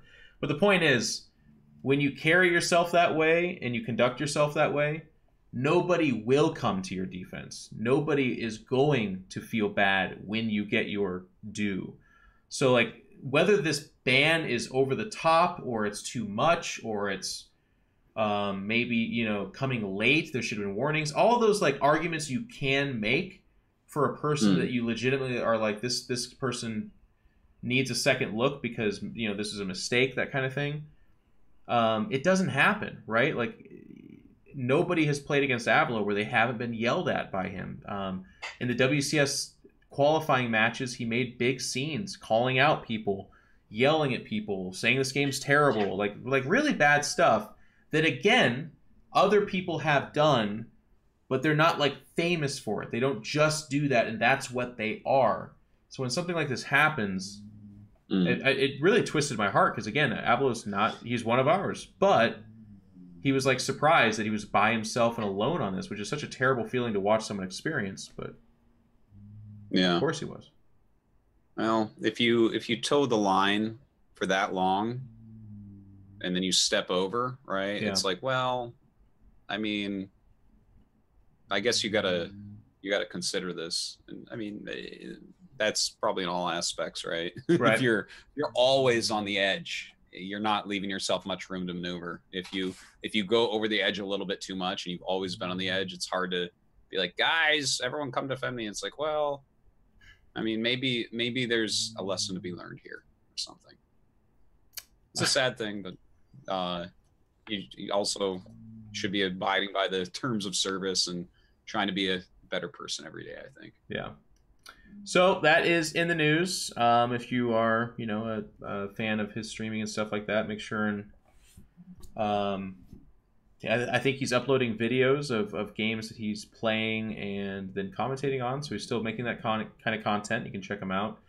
For me personally, as a guy who, again, like I said, he's a big part of our scene, I kind of hope this is a learning lesson and he comes back stronger and better than ever, and you guys can still get that content, but just minus maybe some of the language that's not super welcome. But that's it. So last subject, we'll do this really quick because we still have the amazing question segment that we do every episode. Ooh, yeah, I'm really looking forward to it. I wanted to do a, like, where we're at with the Pylon show, just while we have all you guys here, and just talk about how we're proceeding, because we've been very open and forward with you about the conception of the show and our expectations and whatnot, that kind of thing. I'll start, and then I'll pass it off to you, Dan, for your feelings and whatnot. Sure. But we are partnered with Matcherino, so for those of you that have been participating with a code, if you bought a shirt or some of their products through them and used our link, that's amazing. Thank you. We hit a certain goal, so we actually have, I believe it's a show match or something. Dan and I are going to do some content for you guys fairly soon. We're very busy, of course, but we will do it, which is really cool and exciting. They have, Cobra tells me, and so this is not official, but it's a soft tentative. They want to re-sign with us and do another chunk of episodes, which is awesome. That's a huge tip of the hat to you guys for interacting with them. Thank you very much. It's a huge tip of the hat to Matt Torino for believing in our content, because they're paying us. They're giving some money to be partnered with us, and then they're doing this cool activation. And then again, a big tip of the hat, of course, to Cobra, who's been working really closely with them to make these shirts and have this stuff available. And it's just been a really nice thing back and forth. We'll be announcing and launching a very small but adorable partnership with Lycanthrope, who you might remember from his content that he made. He's been working. Lycan? Oh yeah. Oh, excellent. He's been making he's going to be making a tea and coffee as his own company, and he wants to have that, you know, partnered up with us. So if you see Dan sipping from a mug of some delicious looking tea, I think Dan's a tea guy. Yeah. You're a tea guy, right? I like tea a lot. Not a coffee guy? I drink ice Americanos from time to time. Okay. But I like tea quite a bit. If he's doing tea and coffee, I will take the tea. All right. So you'll be seeing some of that. Those are our two partnerships for right now. Other than that, we are also on Patreon, which just now I was seeing it because Cobra's flashing all these numbers in front of me, but it's about $1,016 a month right now, which is just, it's awesome. Thank you guys so much. The very realist thing I would tell you about this is that when we split it up about 3 ways, that's $300 or so between Cobra, myself, and Dan, which is how we split it. Full disclosure. For a month of content, that's really nice and I appreciate it, but we're hoping for more. We're hoping to push this and kind of press this forward. Because when we first approached Blizzard, we wanted this content to be something that Dan and I can be like, okay, this is a part of how we earn a living. This is what we're going to spend our time on and do. And right now, we're building towards that. It's obviously, we're only 13 episodes in, and we plan on doing a lot. But if you are loving this content, you're enjoying it, every month we're finding ways to kind of step it up. Cobra's got us on Spotify now to name just one of his most recent accomplishments. But it's all over the place. So if you like this content, please do consider taking a look at the Patreon. It's not super incentive-based, so, you know, don't do it if you're like, well, I'm only doing this because I want to see Dan shirtless. You won't get it. But maybe at like the $1 million a month. If we get to $1 million a month, guys, I'll get him naked for you. Oh, fuck it, I'll get naked. I mean, obviously. Okay. So that's we get banned from Twitch, you never make the money again. Well, but yeah, but we're getting $1 million on Patreon, so we kind of don't need Twitch at that point. Yeah, but I guess we can't make the... Anyways. So that's all good. I'll speak to my stuff. I'm pretty happy. The workload of this is not super intensive and bad. I felt really bad when I missed a bunch of the episodes, but Dan crushed it. Like if Dan was upset and didn't like it, and then I would feel really bad. But he seemed to be doing great. Cobra's been doing an amazing job. I'll miss an episode at some point. Yeah, it'll happen, and I'll be there. And I'll be like, oh look, that happened. No, I'm just kidding. But I liked one of the questions that was brought up for us when we started the show too was, can we do it weekly?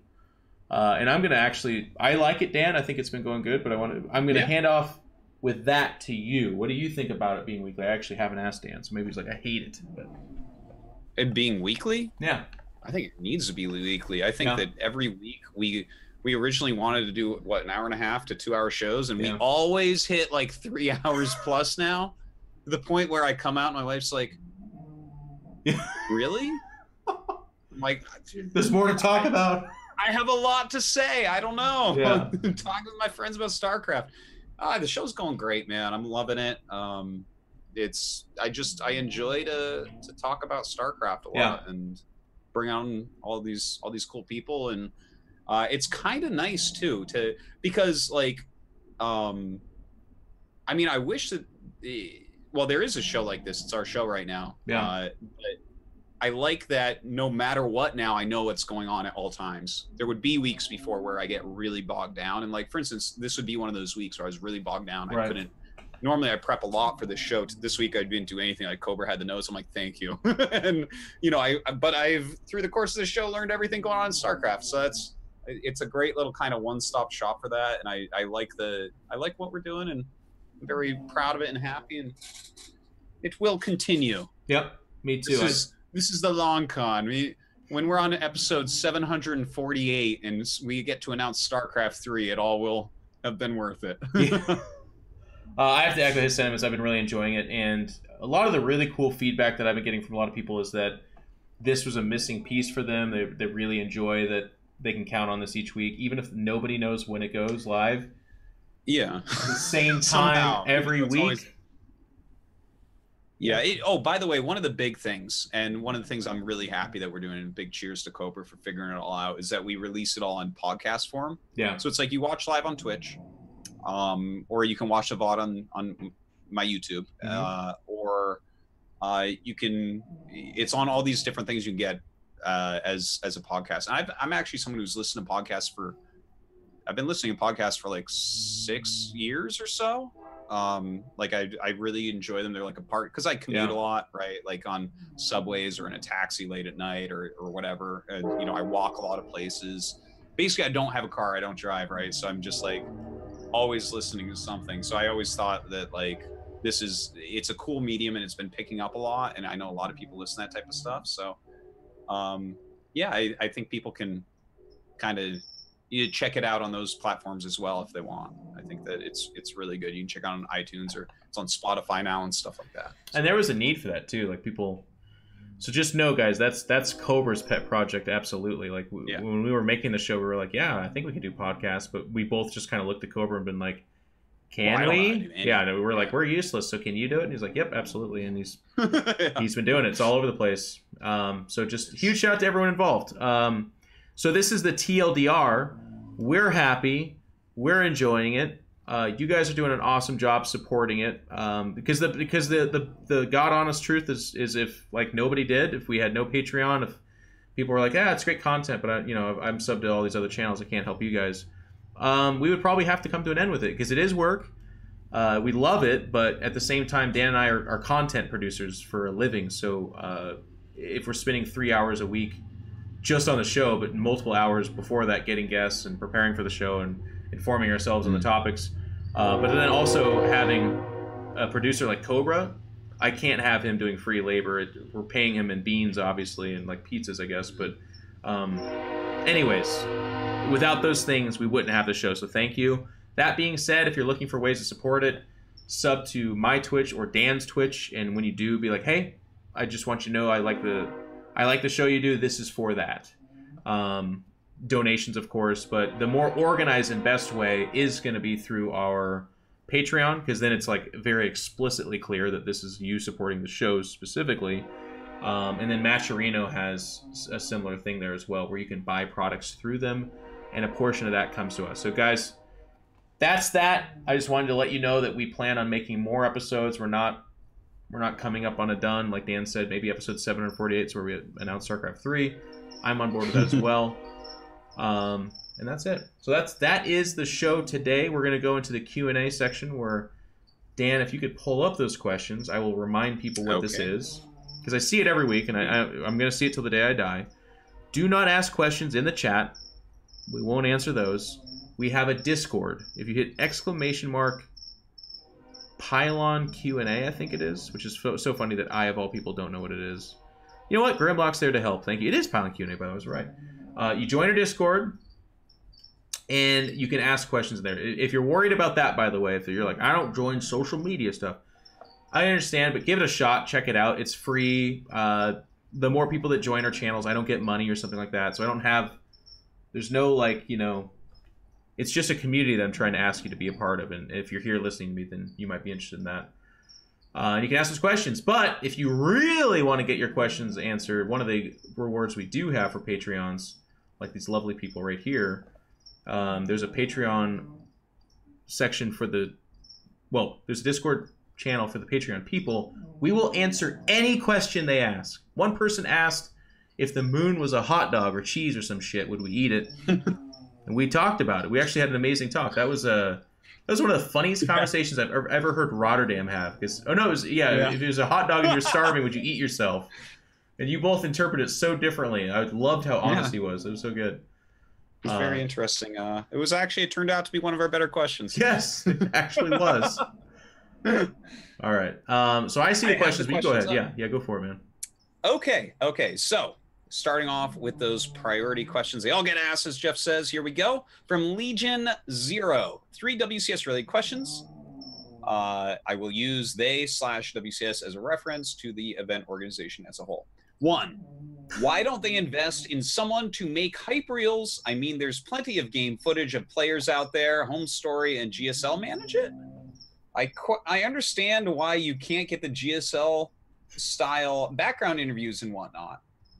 I'm sure nobody wants to watch Hatman slowly walking over a bridge or some historic building for 1 million hours. Okay, that's the first section. Yeah, I would say it's just wrong on that, right? Like, that was actually really funny that people liked that as much as they do. But the honest answer for you, and this is going to sound like a curmudgeon-y old Starcraft guy, but like, what you're talking about is no small feat. Like, that's a camera crew, that's producers, that's produced content that then gets edited and made. And here's the part where I kind of smack the ass of our community. They don't do well, guys. They don't do well. BlizzCon had some amazing videos. IEM did some amazing videos. They put them up on YouTube. They have like 30,000 views, or even less, actually. And yeah, if anytime your content producers are like, boom, sick ass video, and they put it out publicly and it just gets 30,000 views, you're never gonna fucking see that again. Now, I'll tell you what's sad about that. Myself, Dan, and the other 30,000 people that watch those, and times a million that watch it on stream, of course, they loved it. They're like, this is fantastic. This is great. I wish there was more of this. You're not wrong. It's not that it's not interesting or good. It's just that for whatever reason, that kind of content in our scene is wanted. It makes a great broadcast, but it doesn't pay off. Yeah. Yeah, I think you're pretty much right about that. Also, the things with the historic buildings and the guy with the hats and stuff, I actually kind of like those. They add some flair. Why the hell are we traveling to these events? Right. You can't tell you're in Spain when you're on the stage, but kind of showing what it's like outside, what the venue might look like from outside, the kind of twos and fros. Like, I actually enjoy that part. It's kind of a nice in-between scene. It makes it feel like more of a professional league as well. Like, we went to Austin the last couple of years, and they show the Austin cityscape. People are wearing cowboy hats. Like, it kind of feels like you're traveling along with us and doing these events. So I understand it. I like it. I agree. Yeah. Okay, question 2 from the same guy. They get over a lot of casters. Why do they only, WCS, not the casters, having one professionally casted match at a time during the group stages? I read it word for word. I'm so glad you're doing that, because that's I established that, I think, and I like that. That's the tradition. Why are they having one professionally? And it's like, yeah, well, good for you for trying. The thing is, when you read it, you can just look and be like, I understand completely what you're saying. But when I read it, this is actually, strangely enough, this is, in my opinion, a very good question, because questions like this get asked kind of a lot. To the hardcore StarCraft fan at home, they wish they had like a rotating carousel of every game being played. Someone's commentating it. Like, oh my god, I can't believe they're not broadcasting Mana versus a Laser. Like, that's the sickest match. Why are we watching Haz versus Soul? And I totally get that, and I totally understand. The brutally honest answer is you can't pay or have commentators doing 17-hour days where they're nonstop broadcasting. If you have it on a smaller channel, which a lot of times they do, by the way, like Base Trade's doing it, Fear Dragon at Home's commentating some of these matches, that's all fine and good, but there's like these funny thresholds that you can't exceed where like you still want most of your eyes on the StarCraft channel, the main channel, because otherwise why are you fucking putting on events if you're just like, you know what, views for everyone, and then it's just like you're investing a lot of money, but you're hurting your own threshold there as well. So it's just for production is the answer to you. Yeah, and like when it becomes a really long cast, for instance, the most recent crazy cast I did were those KSL ones, right? And people are like, oh, I love that. But the whole time I'm not hyping really, and like by the end we're crazy and there's all these highlight clips and stuff, and some guy even made a highlight video of it because we just get goofy at the end because we're too tired. This is something that people oftentimes do not understand. They're like, you cast for 4 hours a day at GSL. The amount of energy that goes into these broadcasts to bring that type of excitement and to stay so completely focused and with it, to figure out everything that's going on in the game, try to bring that excitement, listen to your co-commentator, make witty remarks, and do all that. It is an insane amount of energy output. I'm glad you're even spending time on this, because it's actually one of the funnier things where, because it always goes this way. You're like, here's what it takes to be a commentator, and everything Dan just said, but what he didn't say is they have to leave 2 hours before the broadcast because they're doing an hour of makeup and hair, and they're getting dressed. They're there maybe a little bit after because they're having meetings about future broadcasts, and they're taking a late taxi or train home to their wife or family at 10:30 p.m. every night, and so on and so forth. But also, like, the energy on stream. One of the things I would add is that as a commentator, you're like one slip of the tongue away from being chastised or having a bad day. Or at worst, you could actually accidentally say something really terrible and get fired, or like have your career crash around you. Now, every time I say something like this, or one of my fellow commentators says something, someone's like, my dad pulled turkey guts for 30 years on a factory line for 17 hours a day. And I'm like, yeah, that's worse. Nobody's going to tell you that commentating is the worst job in the world, but what we are going to tell you is that it's a very difficult job, and it isn't as simple as what gets boiled down to by people where they're like, you're just talking into a webcam about video games for 4 hours. Like, no, it's a lot more than that. For me, I can't speak to Dan, but for me personally, I'm actually, as a person, like a mostly introverted guy, which I know sounds ridiculous because I spend so much time on camera, but for me, socializing, talking, and being on camera is the most exhausting thing I can do. After this, I just go lay down and I look at my phone, or I read a comic, or I read a codex, because I have to recharge. It's really tough. Yeah.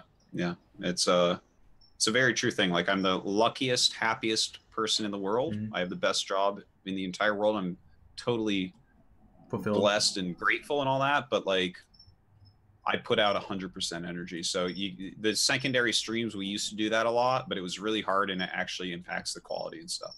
Anyways, question number 3 from the same guy. I like it. Why does it seem the community streamers are so poorly supported, WCS?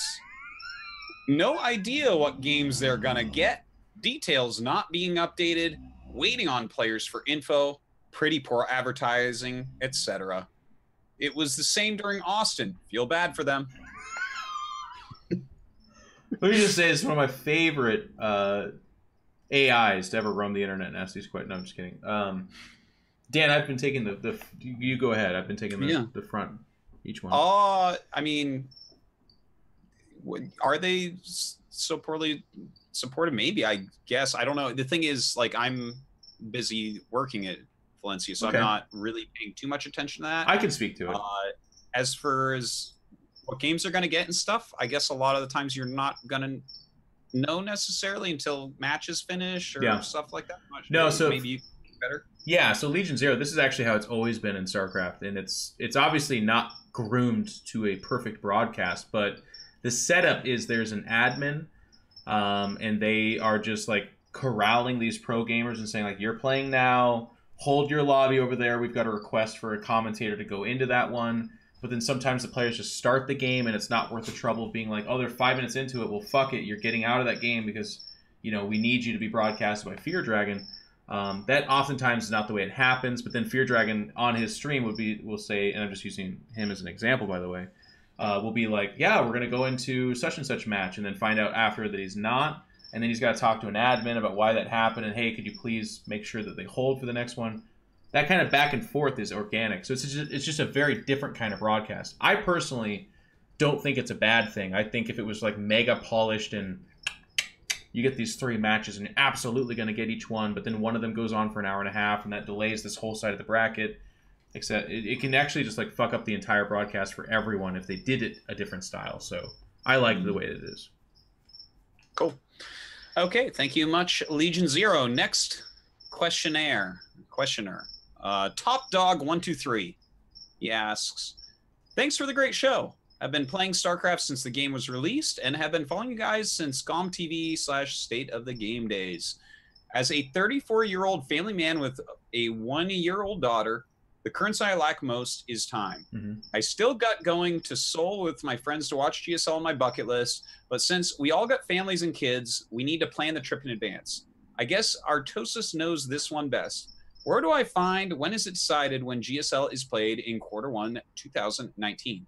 P.S. I tried to just fucking Google it and also couldn't find it on Team Liquid. PS2.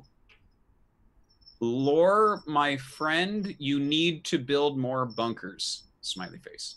I think it's supposed to be a 4. But they're on other sides of the keyboard, so I don't know what happened there. Or maybe his friend is named Lore, and this is a shout out because Lore, my friend. He always dies to Baneling Bust or something. I don't know. Okay, congrats on having your family and being 34. Yeah, time is precious and very difficult. To put it just very directly, I do not know what Q1 2019 will look like for GSL at all. I don't know. And I probably will not know for a long time. They won't know either. Things in esports get announced very late, always. It's just a stressful part of my life that when people are asking me, they're like, when's the next ASL season? I'm like, well, it's this year, but I don't know the dates. So, like, I can't help you there. And, like, for GSL next year, I have no idea. I just have no idea what the schedule will look like. I would just start saving up money, and then next year rolls around, they'll announce it, and then they'll know. And then you get to... Yeah, I hope that it gets announced around BlizzCon, maybe, what the schedule will look like. And the thing is, oftentimes it's a vague thing where it's like, yeah, there's going to be 3 GSLs and 2 separate tournaments or something like that, right? And then it won't even be exact dates. And I'm always very hesitant when people are asking me way ahead of time because they want to book tickets. And they're like, what's the schedule? And the thing is, I might have a schedule, but it might get changed too. You never know. Yeah. So sorry, I can't help you more with that. On to the next question. From Somnium_SN. Question: what's your favorite memory of WCS Valencia? Period. For me personally, and this is unfortunately, I mean, it is what it is. I had an absolute blast with a few of these nights. We would just head back to the hotel, and Dan, myself, Smix, and some others, Nick, would have some drinks and just hang out and talk and just relax, which I know is super lame for a lot of people, but like Dan and Nick have been some of my best friends since like almost 20 years. So, and I don't get to see them that often, so just hanging out is really nice. But we have a really, and I always say this, but it's really true. We have a really cool group of people in StarCraft. Like, they come from different places. They're really fun. We get along. They're all fucking charismatic, interesting people. So it's just like, that is the highlight, hanging out with these awesome people.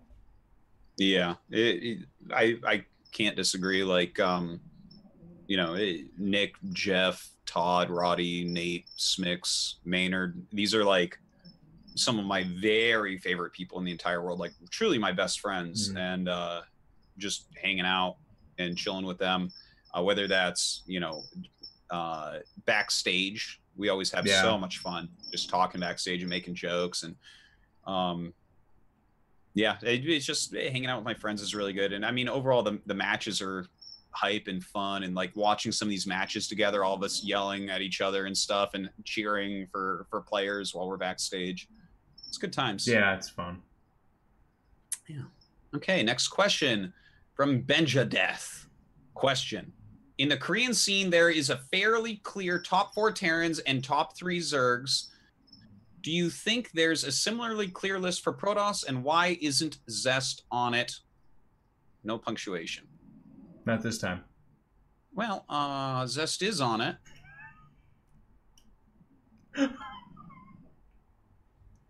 And yeah, there's a somewhat clear list. Stats and Classic have to be at the right up at the top. Zest, I would say, as well, and SOS. And there you go. There's your list. I think Trap is right up there at this point too, but we'll see how he does. But yeah, Zest is on it, bro. And Hero is generally up there too, but he was gone last season, so it's like hard to remember about him sometimes. Okay, next question from Pariah. Artosis, you and Tasteless were recently quoted in a Variety article talking about the bad times for SC2, where the GSL audience struggled to turn up. in contrast to those dark times, do any of you have any memories you can recall, especially recently, where you could feel the positive direction that competitive StarCraft has been going in? Okay, so in the article, I think the quote was something like, we used to have full studios, and then we had like one person show up. This was during the time where it was decided that they would split WCS Korea, which was basically GSL, between OGN Oh yeah. and the GSL. I think we were GOM TV at the time. Yeah, it was GOM TV at the time. And so they split it, right? So there was one season where Nick and I were casting on the main stage. It's the only time it's ever happened. Because we still needed to be given work or something. And the main cast and all the players were at OGN, so everyone was going there. But there was very few people showing up, just a few hardcore fans. Yeah, and there was like a day where one person showed up and just watched in the audience. Dan, that was like, the story I was telling you that I did a terrible job describing. When Nick was like way up high and you were low, there was something like that going on, and there's one person in the audience. Yeah, it was so fucking funny. Yeah, no, we had some really weird days during that time, so that was bad. But no, our GSL studio fills up. Like, we get really good audiences every time. So like for recent memories, we don't have a day where we don't have a solid audience. Yeah. And it's been that way for quite some time now. So that was a long time ago. I believe that was maybe 2013 that occurred. And it's been super solid for like 2 years now. And yeah, there's a good viewership for people at the studio. I'll take a couple here. Okay. Yeah, go ahead. Give you some break. Fear Dragon asks, why won't players accept my money by basically just doing a fist pump after a game? Did you see that? You know what he's talking about, right, Dan? Yes, Fear Dragon put up like a contest for the best winning ceremony or something like that. $1,500. Yeah. The guy that won his euthermal for having a fucking stuffed animal that he swung at Snoot. Yeah. Well, I mean, at least that was. I like to see that more than I like to see nothing. I think it's the easiest money euthermal's ever made. Are you kidding me? Sure. Well, the weird thing is, anytime I ever hear any of the pros that played on stage complain about lack of money ever again, I'm not taking it seriously. I think it's funny because on the one hand, I think it's so cool what Fear Dragon did, and when it was announced and stuff, I was like, oh, dude, that's gonna do it. That'll get some amazing responses. And then, of course, as it turns out, like almost not at all. In fact, people were telling him not to give a third place prize because it was just going to go to somebody that fist pumped. Second place was Bly doing the Mimi like walk out with your arms like this thing, which is literally just a viral internet video reference. That's it, and that was like $450 to do that. The other side of this, though, that I do find funny is that I know a lot of pro gamers from my days as a pro gamer myself, where like that was the worst fucking thing you could ever ask a pro gamer to do. It's like, hey, get out there and show some personality. Like I want you to talk shit about your opponent. I want you to pretend you're gonna fight him. And like people have been asking pro gamers to do this forever. When a lot of times the pro gamer's just like, I just want to play my game and I'm really good at it and I want to play more of it. And I have to do an interview, so I'll do it. But that's where like the Cero line, like it's nice, comes from, because he just fucking does not want to be on that stage answering the question of like, how do you feel? But that's what pro gamers have to go through. So this is a funny like little kind of science experiment. It's like, how much money would it take to get them to do anything? Apparently, it's more than $1,500. Yeah, it's a lot of money too. It's a weird thing. I would. Yeah, I didn't win a lot when I was a pro gamer, but I guarantee I would have won that. Fear Dragon's competition would have been in safe hands back in my day. Matt 500 asks, question for Jeff In Control Robinson specifically. Hold on. Is this a pity question? What's going on here? It was today at 6:07 p.m., so that was after we went live, and I had mentioned that I had no questions. So yes, 100%. It's a 100% pity question. Pity question. Hey, Matt, thank you for getting my back, buddy. I appreciate that. I've come into StarCraft 2 from free-to-play November 2017 and watching a lot of history on StarCraft 2 VOD archives on Twitch, YouTube VODs, etc. to experience what I've missed and get to know the players I watch in GSL/WCS.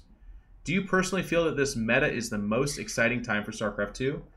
I'm not entirely sure about meta, but I will tell you, and I think I have yet to encounter any of my fellow commentators that have said something otherwise. This is the best StarCraft 2 we've ever had. So if that's meta you're talking about, yeah, absolutely. To me, it's like racial balance, maps, gameplay, production. Maybe not production. We've had some we've had some magical moments you can kind of only have with a giant audience, and like the 100,000 people on stream and stuff. Like, I think that time is behind us. Maybe it's coming up as well. Who knows? But everything else, it's like the best it's ever been. Dan? Oh, that was just for you, Jeff. So no, StarCraft 2 is the best it's been. Like, you can go back and experience some of the stuff that you missed. There's like a lot of great stories for players and stuff, but the actual gameplay, as far as StarCraft 2 goes, this is just the time to be a fan. And you see it reflect in the viewership. It's not just like the shows or the players, it's the quality of the games. I mean, that's why I'm here, is watching StarCraft 2 is as good or better as it's ever been. So Dan, we've got a disgruntled I would call them a customer, but they actually aren't a sub or a patron or anything. They're just here for free entertainment. Zossi in the chat says that it's very disturbing to him how often you and I misuse the phrase etc. in our broadcast. Etc. It means and others. Yeah, but he's saying that you and I use it incorrectly. Do we? Well, the only time I've used etc. today was reading people's questions word for word. Yeah, that's wrong though. You're not supposed to do that. I don't know. Okay. Probably not. Yeah. Well, thank you for bringing that to my attention, but I do know what it means. I took 3 years of Latin. Zossi, if you want, you can subscribe to the channel. You can be a Patreon, etc. You motherfucker. Hey, that works. That was the correct use of it. Damn, new guy. You're good. Question for both. Do you still talk to Goatlust? Would you ever let him on the Pylon Show? He always had the best inside the game questions. No. Oh, I vaguely recall that. Yeah. No, we don't talk to him. Like, yeah, me and Goatlust are best friends. That's who keeps coming in and doing your cleaning in the background. No, he's a really nice guy. It was a fun time, but no, he actually kind of disappeared even in the inside the game era. Like, he towards the end there wasn't showing up. Cool. There you go. Neox says, little off the wall question. All the talk about the glory days of StarCraft 2 viewership made me think of the PPVs that MLG hosted, which sounds crazy in 2018, that we had to pay per views for esports events. Do either of you have an idea how well or not well those legitimately did? I don't remember there was PPVs. Was that like the ones that were only in studio or something? The New York show. Remember that? Oh, okay, because I casted those, so I guess I forgot that those were pay-per-view. Yeah. But those occurred, and then suddenly they basically dropped StarCraft. So I'd say probably they didn't do well, but I don't know for sure. Because it was not long after they did it, because I remember I did like 3-4 of those, and then suddenly StarCraft was basically just fucking shot out of a cannon away from MLG. So I always like that. I don't know. He means well, Neox. I'm not trying to make fun of you, but I get these kind of questions a lot where people are like, "Hey, that thing I was enjoying, they don't do it anymore. Was it a good thing for them?" And I'll be like, "Well, probably not." Yeah, I think we can just do the kind of basic deductive reasoning that you saw Artosis, put on display there, and it's like, if it was really good for them, they probably would have kept doing it. Matt asks, SCR is getting pretty similar viewership to StarCraft 2, but almost entirely in Korea. Do you think Blizzard will market the two games as esports, with StarCraft Remastered being the primary game in Korea and StarCraft 2 everywhere else? Or will they push both games globally as a semi-competing esports? Okay, so, I mean, I know a lot about this subject, so just a few things about it. So StarCraft Remastered esports gets more views like on Africa than StarCraft 2 gets globally. Like for ASL days, for instance, right? We talked about this before. We'll get like 100K pretty easily on a broadcast day, just Korean views on Africa. And then if someone big is playing like a Flash, that'll easily hit 150K. Somewhere in that range. I mean, my numbers might be just slightly off there, but it's really, really big views, right? So it's actually, it is really big out here. The StarCraft 2 views, as far as I know, in Korea are not really that big for Korean shows, but for the English, obviously we do quite well. Like GSL last night hit like 11K or something like that. And that's kind of a weird time zone for a lot of people as well. But generally, SCR has been somewhat neglected in the global scene, in the non-Korean scene. Jeff, you and I have talked about that a lot. Yep. Even though the global views for it, every time we do something, are actually really good. People try to pretend that no one outside of Korea likes it. It's not the case. I don't think it's going to be pushed too much in the foreign scene, but we do have KSL starting up today, which is going to be broadcast on the main StarCraft channel, and it seems like Blizzard's going to push this tournament at least. So yeah, I mean that's really cool. But StarCraft shows don't overlap. If you guys have ever noticed, there was once upon a time where we would have StarCraft tournaments that would overlap. That basically never happens now. Or if it does, it's like by an hour or something. Like a Home Story Cup starts right before GSL ends or something like that. But like this, for instance, GSL and KSL and ASL are all scheduled for different days of the week. They'll never overlap. So I guess that's how they're going to push it a little bit. And I mean, they're making some small StarCraft remaster stuff in the global scene, but it really seems to me that the push for the foreigner scene, the global scene, is StarCraft 2 with a little bit of StarCraft Remastered. And for the I don't know as much about the marketing in the Korean scene, but I do know that StarCraft Remastered is quite a bit bigger than StarCraft 2 in the Korean scene. Although StarCraft 2 has a good number of players on the ladder and good people show up to the studio and stuff. So, well said. So those were the Patreon questions. If you are a Patreon supporter and you want to ask us some questions, they will get read, no matter what. You know, if you ask for some private information, we might not, you know, go too deep on that, but we will ask the question. So I'm going to pick some questions now from the Discord channel, just questions only for the. Actually, the name of this gets cut off, but it's the questions for us. Questions only for hosts, guests. Hosts, guests. Okay. English is, you know. Cobra was tired when he made a tired question. I like this question because it just tickled my pink. This is from a week ago from Bruce Slav.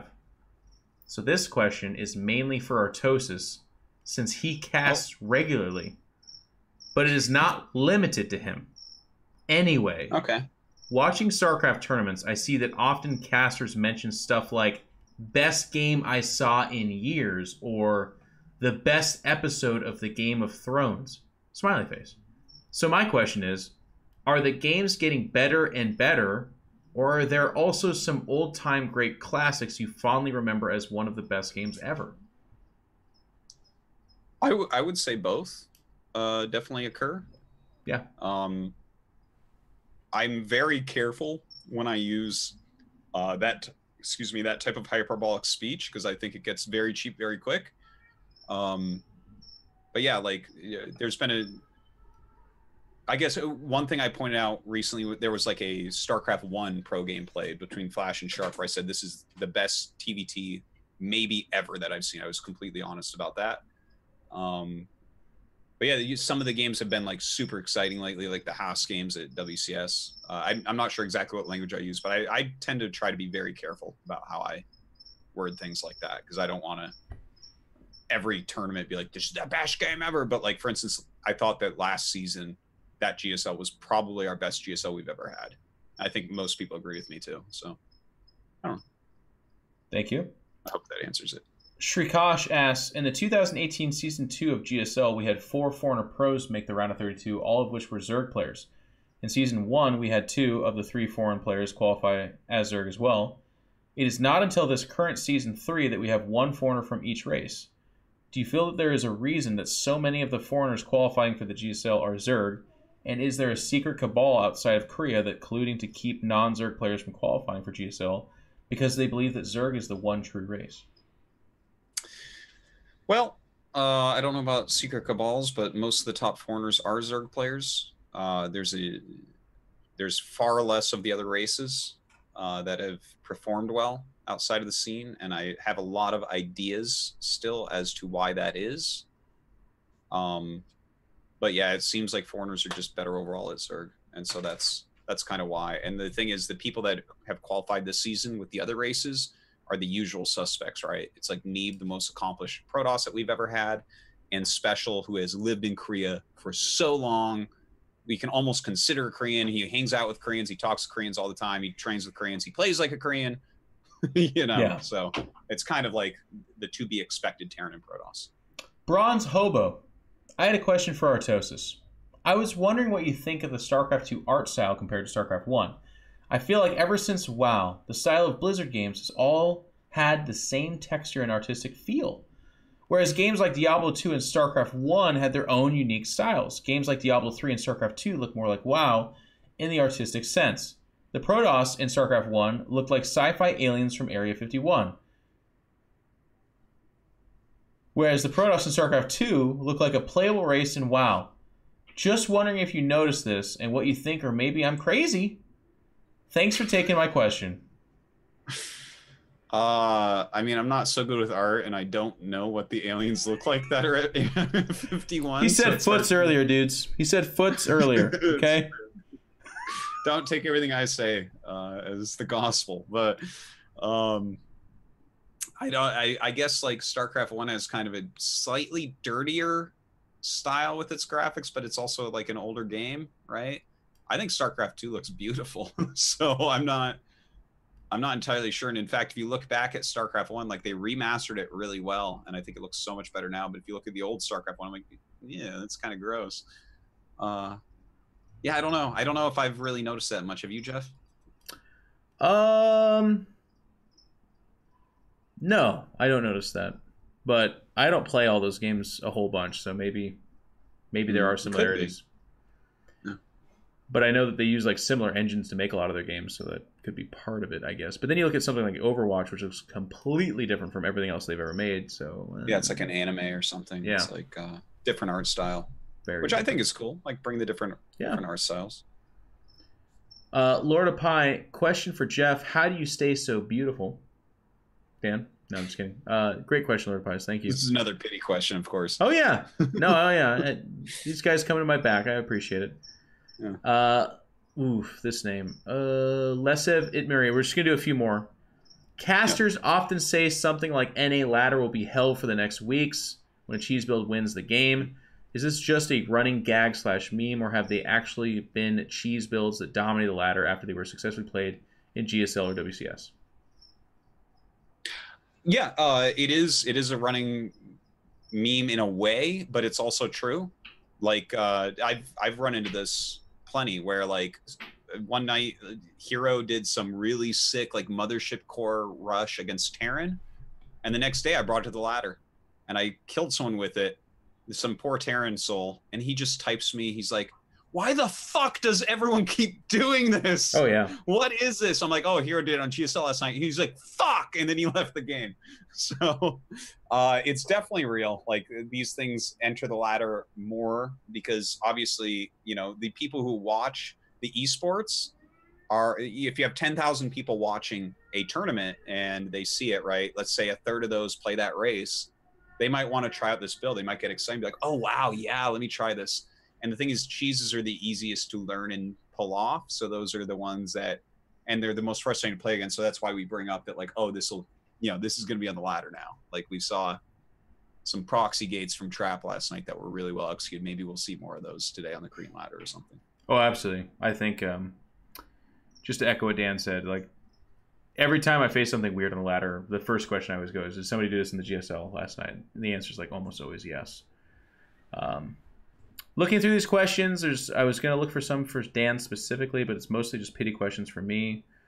Appreciate that from you guys. Oh, here's one for both of us. You see the moment that you complained about it because there's just a bunch of for Jeff questions. That's what happened. I'm going to do a couple of these funny ones because they're just worth it. Secretars to Kill says, actual question. Or no, shit, that's an actual question. He asked earlier, question for Jeff. As a full-time cricket wrangler, how do you ensure maximum chirp volume and intensity in your crickets? I'm looking to get into the business myself and would like some advice. It's pretty good. Selective breeding. Just a couple more. Question for both of you from Coach and Faye. Looking back at StarCraft 2's roughly 8-year history so far, how would you evaluate Cyril among the pantheon of greatest foreigners of all time? How do his accomplishments rate against those of the likes of Stefano and Naniwa, who won premier offline tournaments containing top Koreans, playing and beating top Koreans on a regular basis during their primes? This is a great question. Yeah. The thing is, depending on how you want to look at things, you can compare people in very, very different ways. Like the overall highest skill level ever achieved by a foreigner is Cyril, because the skill keeps increasing over time. So whoever is the best at a given time is most likely the best anyone's ever been. Right.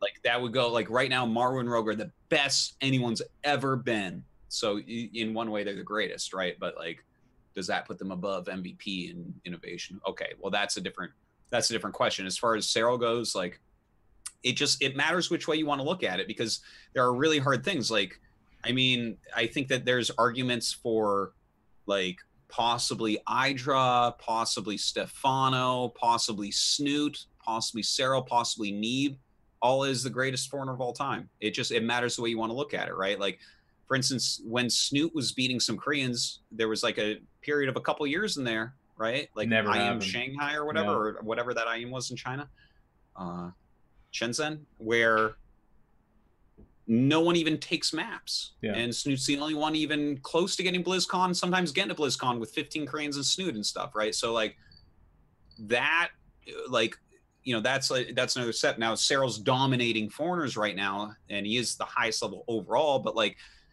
is he the greatest ever? Or is this other thing where like no one could even win maps and Snoot was winning maps and making it to BlizzCon? Is he the greatest ever? And it's like, well, I guess you can look at it in different ways, basically. And it's whatever your cup of tea is, Yeah.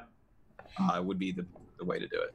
I agree. And just to clarify what Dan's basically saying, and I back up, there is no yes or no answer to your question. Like, does that make him the best ever? It depends on what you look at. Because for other people are going to be like, no, what Stefano did at that time was the most momentous and amazing thing for a foreigner to do. And I wouldn't disagree necessarily.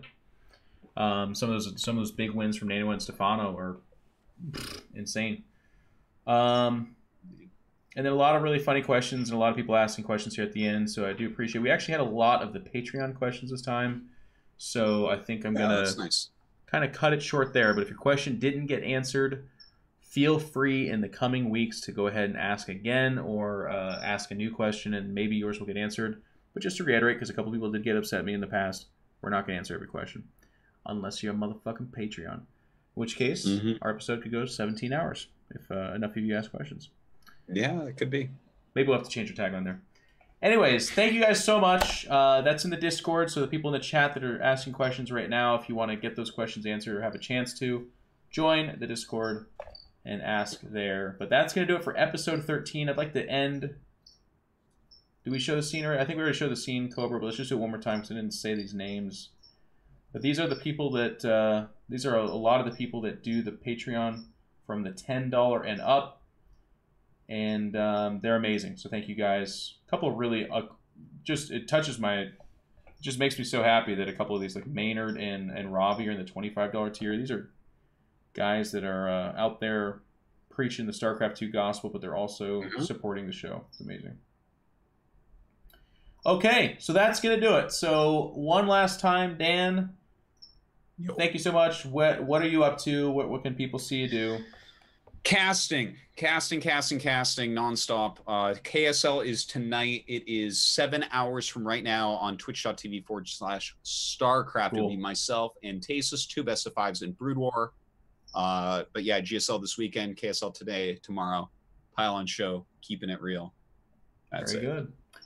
Yeah, for me personally, just a lot of streaming. I just ended a huge bout of travel. Was all over the world, all over the country, very, very busy.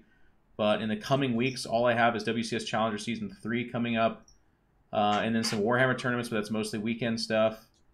And I'll just be streaming. So if you're interested in watching me play some StarCraft or Darkest Dungeon or XCOM or some of those kind of games, you're on the channel. I always tweet out when I'm going to go live, and I'm pretty active in my Discord. So if you're interested, check this stuff out. shout out to everyone again. We had a really nice show, but we couldn't do it without people like Cobra, who makes the whole show tick. This will be up on artosisTV on YouTube almost immediately after the show. It takes him about an hour or so to do that because he does a really good job because he's a perfectionist. And then it's going to be on the podcast as usual as well. If you're interested in checking out previous content, ThePylonShow.com, I think, right? Or whatever. What's our website? Yeah, ThePylonShow.com is our website. There you go. Nice little website. And that's got everything there. But just, yeah, thank you guys so much. That's going to do it. We're all done. We'll see you guys next week, I think, right? The 25th? Yeah. Yeah. Yeah, a week from today. So that, yeah, 25th for you, 26th for me. Yeah. See you guys then. We'll do it then. See you guys later. Cool. We're done with this thing.